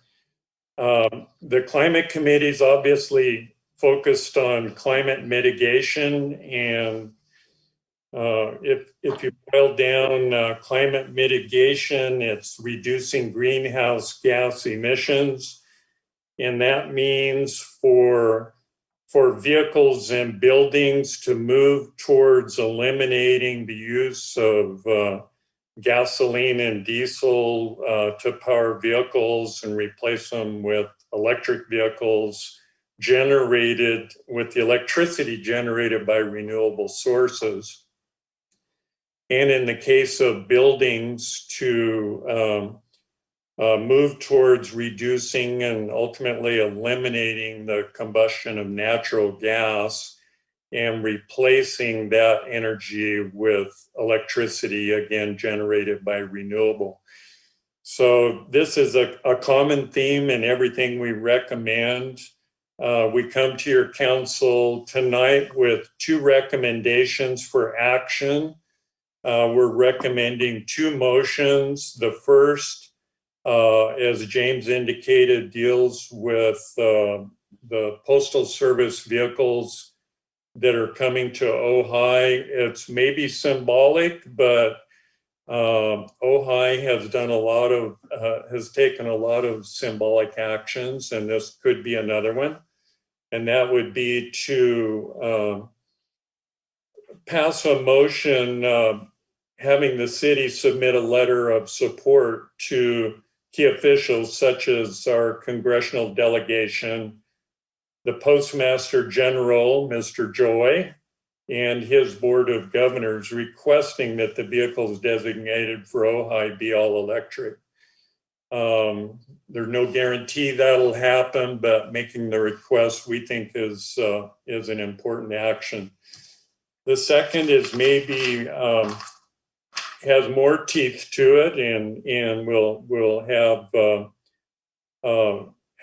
perhaps more consequences, and that's to our recommendation is that the city council adopt a motion providing policy direction to staff supporting planning for conversion of city buildings and vehicles to electric. And understand from James's presentation that you're already doing some of these things, and we recognize that and appreciate it. We've tried to be comprehensive in putting together the policy language recommendation, which is in your packet as attachment B. It has a goal of 2025 to answer Councilperson Francina's question. Yes, it's a goal. It's not binding. We all need to make goals in our lives, and this is the one that we're suggesting. We believe that the city should be converting the energy systems in city buildings from natural gas to electricity, especially when equipment is being replaced. A good example of that is the museum, which I'm associated with. I heard recently from Wendy Barker, the director, that one of the air conditioning units on the roof was failing and needed to be replaced. I don't know the details of it, but if that original unit that's failing were a natural gas fired unit, it would make complete sense to replace it with a heat pump all electric unit. There would be no new electric load required. The ductwork would all be the same. The weight of the unit would be essentially the same. Another example would be City Hall. I went on a tour one time of the attic of City Hall above the council chambers. And I believe there's a furnace up there with a cooling coil that is powered by electricity. When that unit needs replacement, it would make sense to replace the furnace with a heat pump. We also support, we recommend that you provide policy direction giving support for the additional vehicle fleet conversion to EVs. Again, especially at the time when vehicles are replaced. This is what the county policy now is, that I was a participant in urging the county to do about a year and a half ago. When they're available, there may not be good options for trucks, for example. We think that the policy direction should include giving support for EV charging stations, and finally, giving support to staff to look for grants to fund all of these purposes. So again, we're hoping for your council to make two motions. One, to send a letter on the electric post office vehicles, and second, to provide policy direction to staff as outlined in attachment B. It's probably the very last sheet in your packet. And I would be happy to answer questions. Any questions?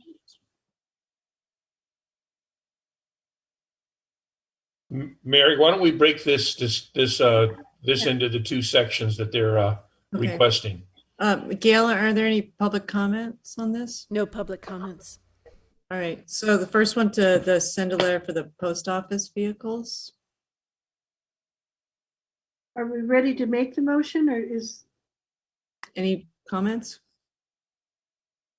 I think we're ready. I mean, let's do it. I'll make a motion that that the city sent a letter of support that vehicles, postal service vehicles designated for Ojai be electric, send the letter to the appropriate officials. Okay, I'll second that. Gail, may we have a vote for that, please? Councilmember Blatz? Yes. Councilmember Haney? Yes. Councilmember Francina? Yes. Mayor Pro Tem Wyrick? Yes. Mayor Sticks? Thank you, Gail. Okay, and then number two, the policy. Any questions, comments? Motions? Randy? This is where I guess I struggle with this committee, and I'm just going to be honest about it.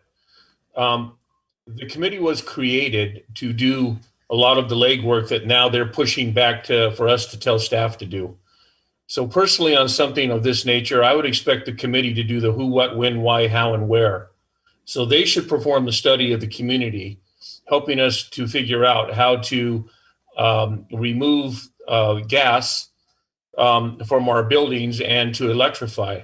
So I'm going to put it back onto the climate committee to come up with these suggestions and not our staff, because that's what the climate committee was created for. That's my opinion, my humble opinion. And others can weigh in on it. Bill? I would concur on one specific example. The idea that the direction would be for staff to be looking at grant opportunities. We specifically talked about this committee trying to come up with those kind of ideas, and bring specific funding opportunities for consideration to the staff and council, and not just say, staff, you do it. We got very limited staff, and they need help, and they can help with some of these grant opportunities. I mean, I circulated a program that the state has that Santa Paula succeeded in getting some grant funding for, and I would like to see this committee research the funding opportunities and supplement their very scarce staff time. So I would have problems saying, just give direction to staff without this committee's involvement in that work. Susan? May I make a suggestion? That maybe we should separate, because there may be items where we can get, more clear consensus, and then go back to the ones that Bill and Randy expressed some concerns with. Don't we want? It just seems like the one. I think it's C. My eyesight's a little bit blurry with these glasses. Item C, it says, give support for additional vehicle fleet conversion to electric vehicles. We could go, this is what they're doing in Ventura. And direction that council's already given. We already have a policy. We're already doing that. We're already doing that. Okay, so okay. So we're in agreement on number C. It's already being done, correct? We're clear on that. Okay. I am. I hope we are. It doesn't. It's okay. So give support.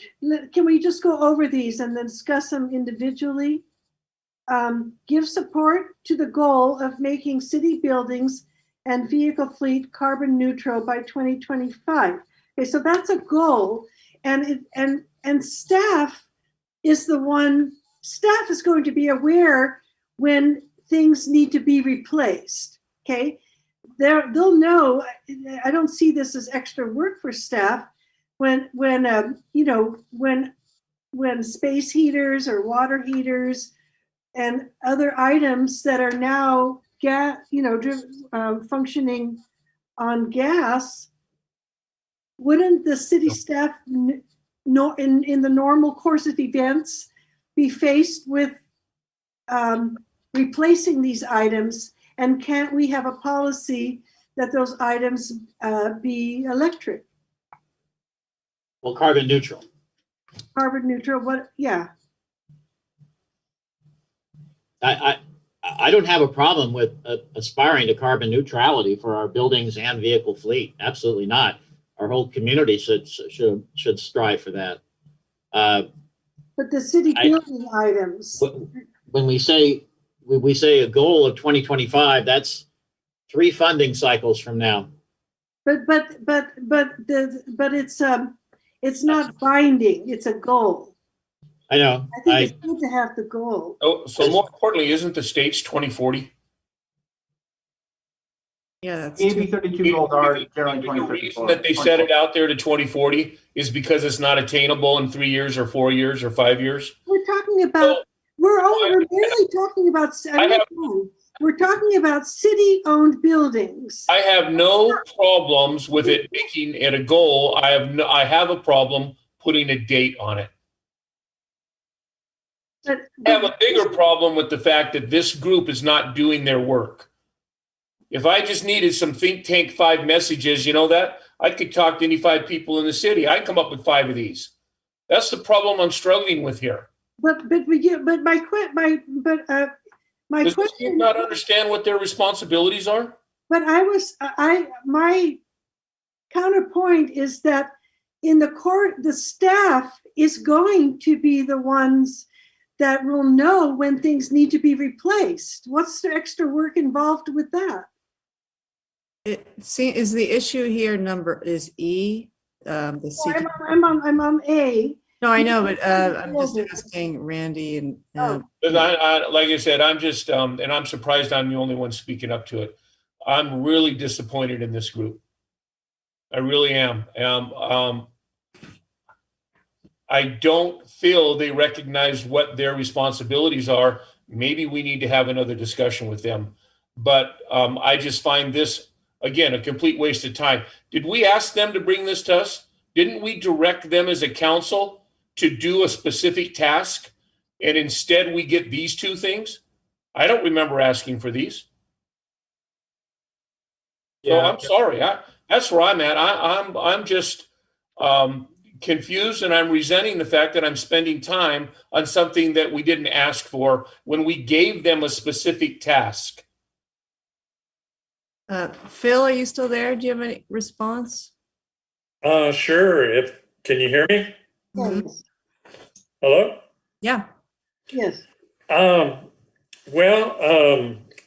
would say that my understanding of what we're here to do is to advise the city on what it should do with respect to climate, global warming and climate change, and propose measures that the city can take to address it and do its fair share. And the city's done a lot, and very commendable. And I will make an offer, on my own as a mechanical engineer. I will, on my own dime, do an inventory of all the city-owned vehicles, all the city-owned buildings that contain natural gas fired equipment, and put it in a spreadsheet and show what that is,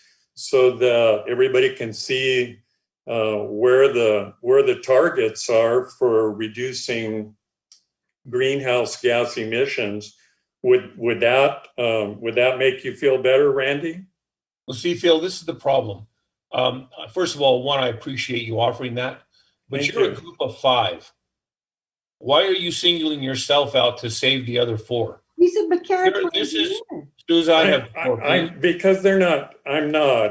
They're not here to talk to you, and I am. And I was asked the question, and I care enough about dealing with climate change that I already spend a lot of time. I'm on the county's climate emergency committee, as well as this one, and worked very hard on the planning commission for climate change policies in the county general plan. So I'm dedicated to doing this. My wife and I are electrifying our house and our vehicles, and I really believe in it. And I'm willing to give you my commitment. I will go do that and not take your staff's time to do that if you don't feel like they should be doing it. Will you accept that? Well, will the council accept that? You're not talking to me specifically. And Well, then you were the one who brought it up, is why. I understand that, and that's another issue that I have here. Are we done taking comments from the climate committee? And are we going to deliberate this, or are we going to deliberate it with the climate committee? Now let's deliberate this. Thank you, Phil. It's a super generous offer. So Okay, you're welcome.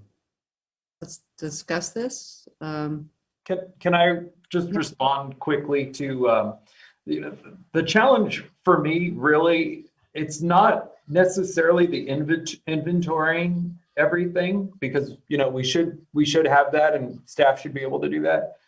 it's the realities that we are facing with our budget crisis. And, we have a 30, I met with finance right before this meeting and we were going through the budget, and we had a 30% plus impact this year due to COVID. And we're going to have a budget committee meeting tomorrow where we're going to talk about this, but it looks like potentially another 25 to 30% impact, so those are millions of dollars that are gone.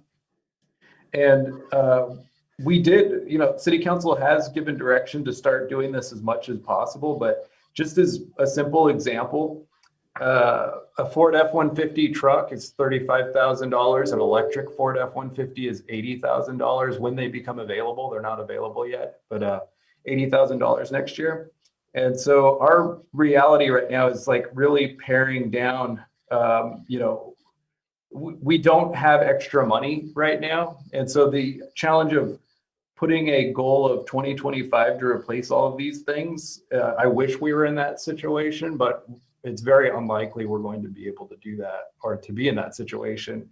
So for me, I think the challenge is, with what we know we're going to have for Measure C, I think what would be helpful would be like a prioritized list of what would be the big impact items we could do with that funding versus just making a goal statement that we should replace everything, because that's not something that's likely at this point. So. Let me ask a question. Would it be more realistic to change the date to 2030? Definitely, it's more realistic. Yeah. I mean, just so that I just feel like it's good to have the goal in front of us and do what we can, and it's not binding, but that way we don't lose sight of the goal. No waste of time. Ryan? You're Ryan, muted. You're everybody reminds you very quickly when you're on mute. We spend a lot of time debating things that are, quote, symbolic from this committee. And if it's symbolic, I don't have a problem doing it. But the reality is we are definitely already doing all these. I mean, this council, if I could put in one sentence, it would be that the city council of Ojai will consider electrifying and minimizing its impact on greenhouse gas emissions and every level of everything the city buys, does, and otherwise tries to do within its reasonable financial capabilities. And that's already a policy that we have. I mean, if there's any place I've ever been that has adopted that policy, it's this city. And if we need to put words to it so it feels like we're part of a bigger symbolic movement, then let's do that. But I don't think we need 2025 there. I think what we need there is as soon as it's reasonably financially practical. And that could be sooner. Measure C we could have, things go gangbusters here and, Measure C bring in a lot more money than we expect in some weird fashion. And we could, potentially have more money to do this. Or get infrastructure grants, who knows? Right. I mean, a lot of this stuff is how many times we brought it up? Electric charging vehicles for city and the public, and electrical version fleet to electric, all this stuff. I just feel like we're arguing about something we're already doing, and if we're arguing about the year, then let's be honest. We don't need the year. We know that we are all willing to do this now and inform our future council members down the road that we support getting all of these things done as soon as is financially practicable. And frankly, that's the motion I would make and say we just reword it a little bit and try and do all these things as soon as we can. But I don't think we need to put 2025 there when we're coming out of the worst financial situation we've ever seen as a city. But I would hope that we could get there as soon as we possibly can. I mean, I don't know how else to say it, but there's nothing in here that any one of us disagrees we would try and do in a reasonable conversation about any of these. But does the staff need to do it? I mean, I appreciate Phil's offer unbelievably, but do we need an inventory? I don't even know if we do, because every time a new thing comes up that we can change, every one of these should be built into our decision-making without it having to be said at all. So creating a policy that says we're going to look at every one of these as long as it's a practical option financially and whatever other considerations there might be, then yeah, I don't mind saying it. I already think it. I think 100% of us think it, but I don't want to put words in everybody else's mouth. But I think we're arguing about this, and all of these are goals. I mean, they all have no policy pending, and why?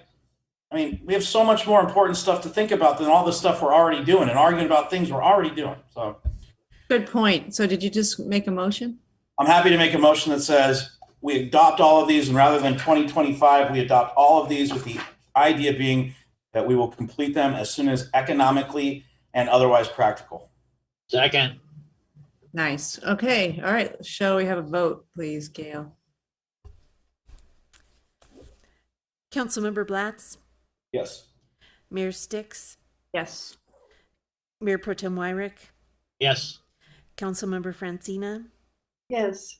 Councilmember Haney, Yes, with the caveat that this group do their job, do what they're asked to do.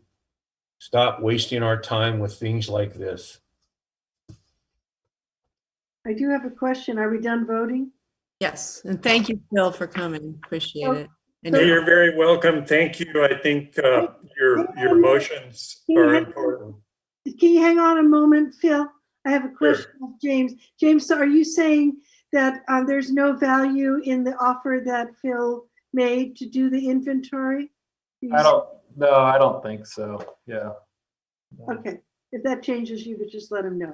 Okay, Yeah. thank you, Phil. Thank you. Well, I think that what we can say is that on an ad hoc basis, if something comes up that falls under this, we'll reach out to everybody we can, from Phil to the climate committee to air pollution control to everywhere, and everybody is working for that. And I totally appreciate what Phil was talking about, but I also think that and I think make sure that our climate committee stays aware that if we're changing out equipment, we're doing stuff, we may be in those situations. We want their opinion on that. I think what Randy's saying is, hey, that's where the rubber would meet the road. If we're putting in an air cooler above City Hall, or Phil was talking about above council chambers, and we don't know about some new technology that's out there, or we're missing something, and that's an option, then yeah, we want to make sure we're informed about that. But I also know that our staff is going to look into that. There's no way that they're not going to find out, but that's where I hope what Phil was offering would come in handy.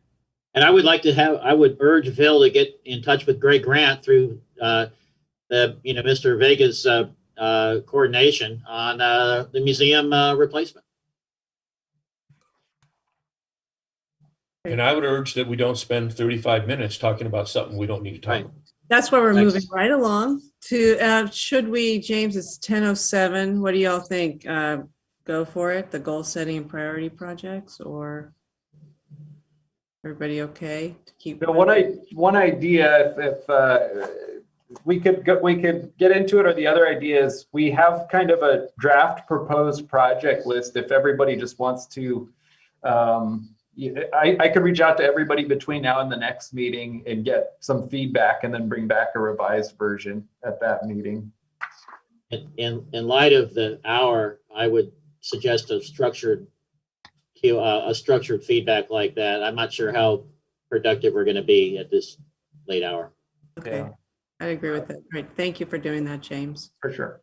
All right, I urge up my colleagues, let's really take that seriously and all weigh in with specifics.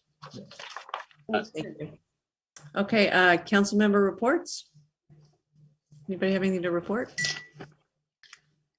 I'm sorry.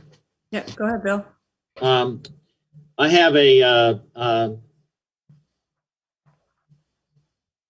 I have an appointment to speak with Mr. Levere about some county issues tomorrow on the phone.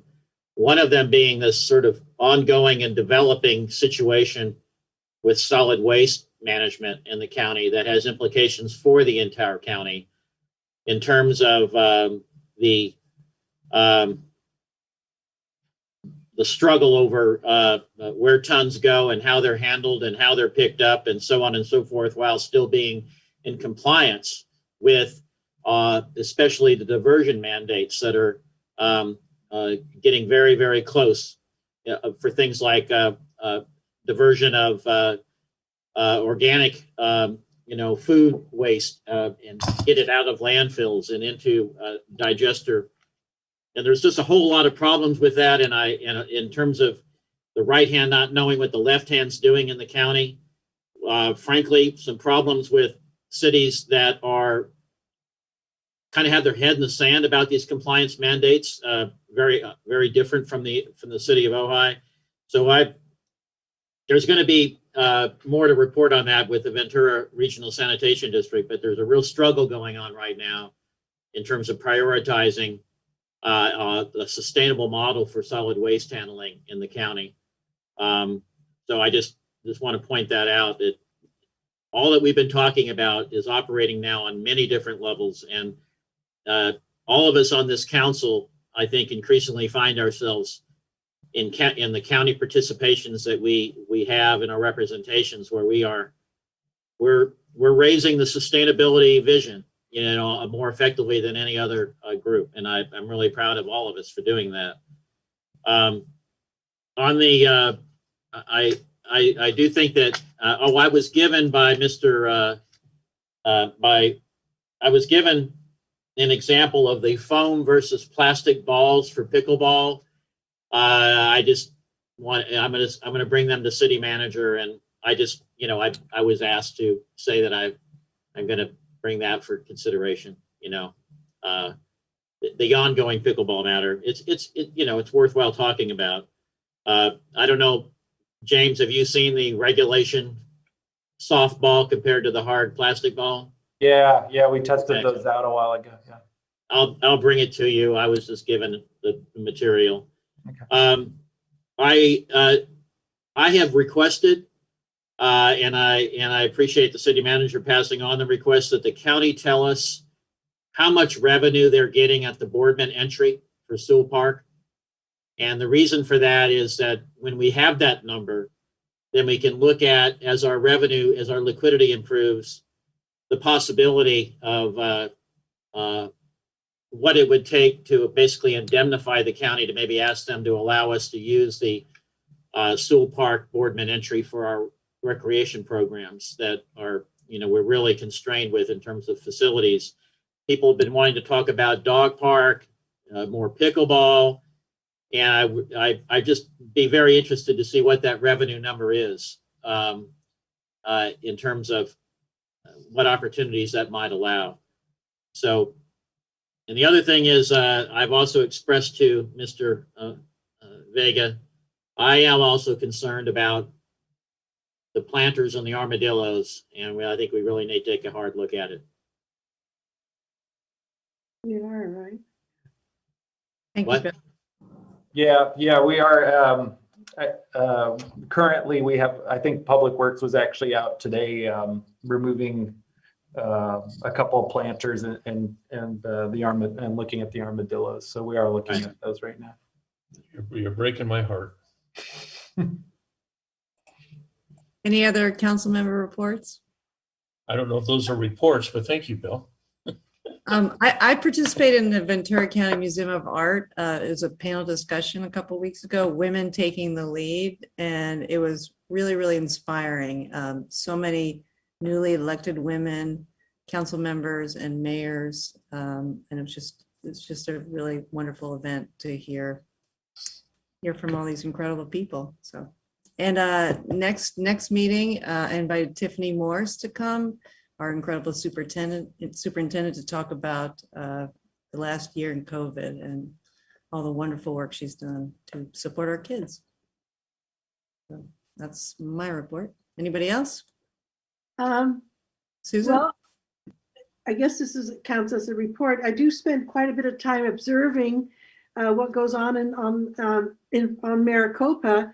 And I don't know if I'm always there at the wrong time, because whenever I'm there, everything just looks peaceful. I walk my dogs. It's all peaceful. I try to go. I want to go when school is, when school starts. I haven't done that, but I was there all different times of the day, and I go almost every single day because my daughter lives in Miners Oaks, and I babysit every day. So I have, I deliberately take that route, and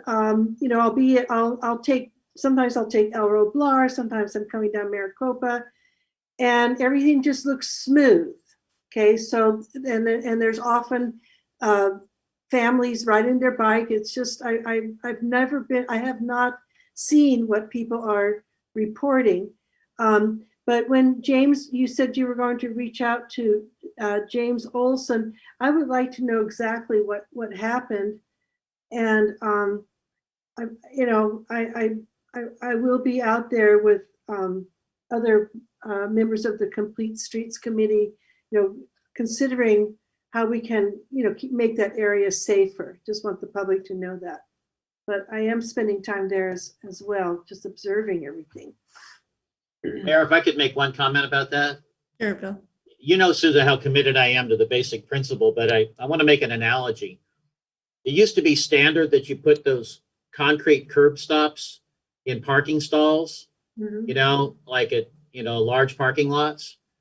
And then it turned out that people were in the interior of the parking lots, not the ones up against curbs.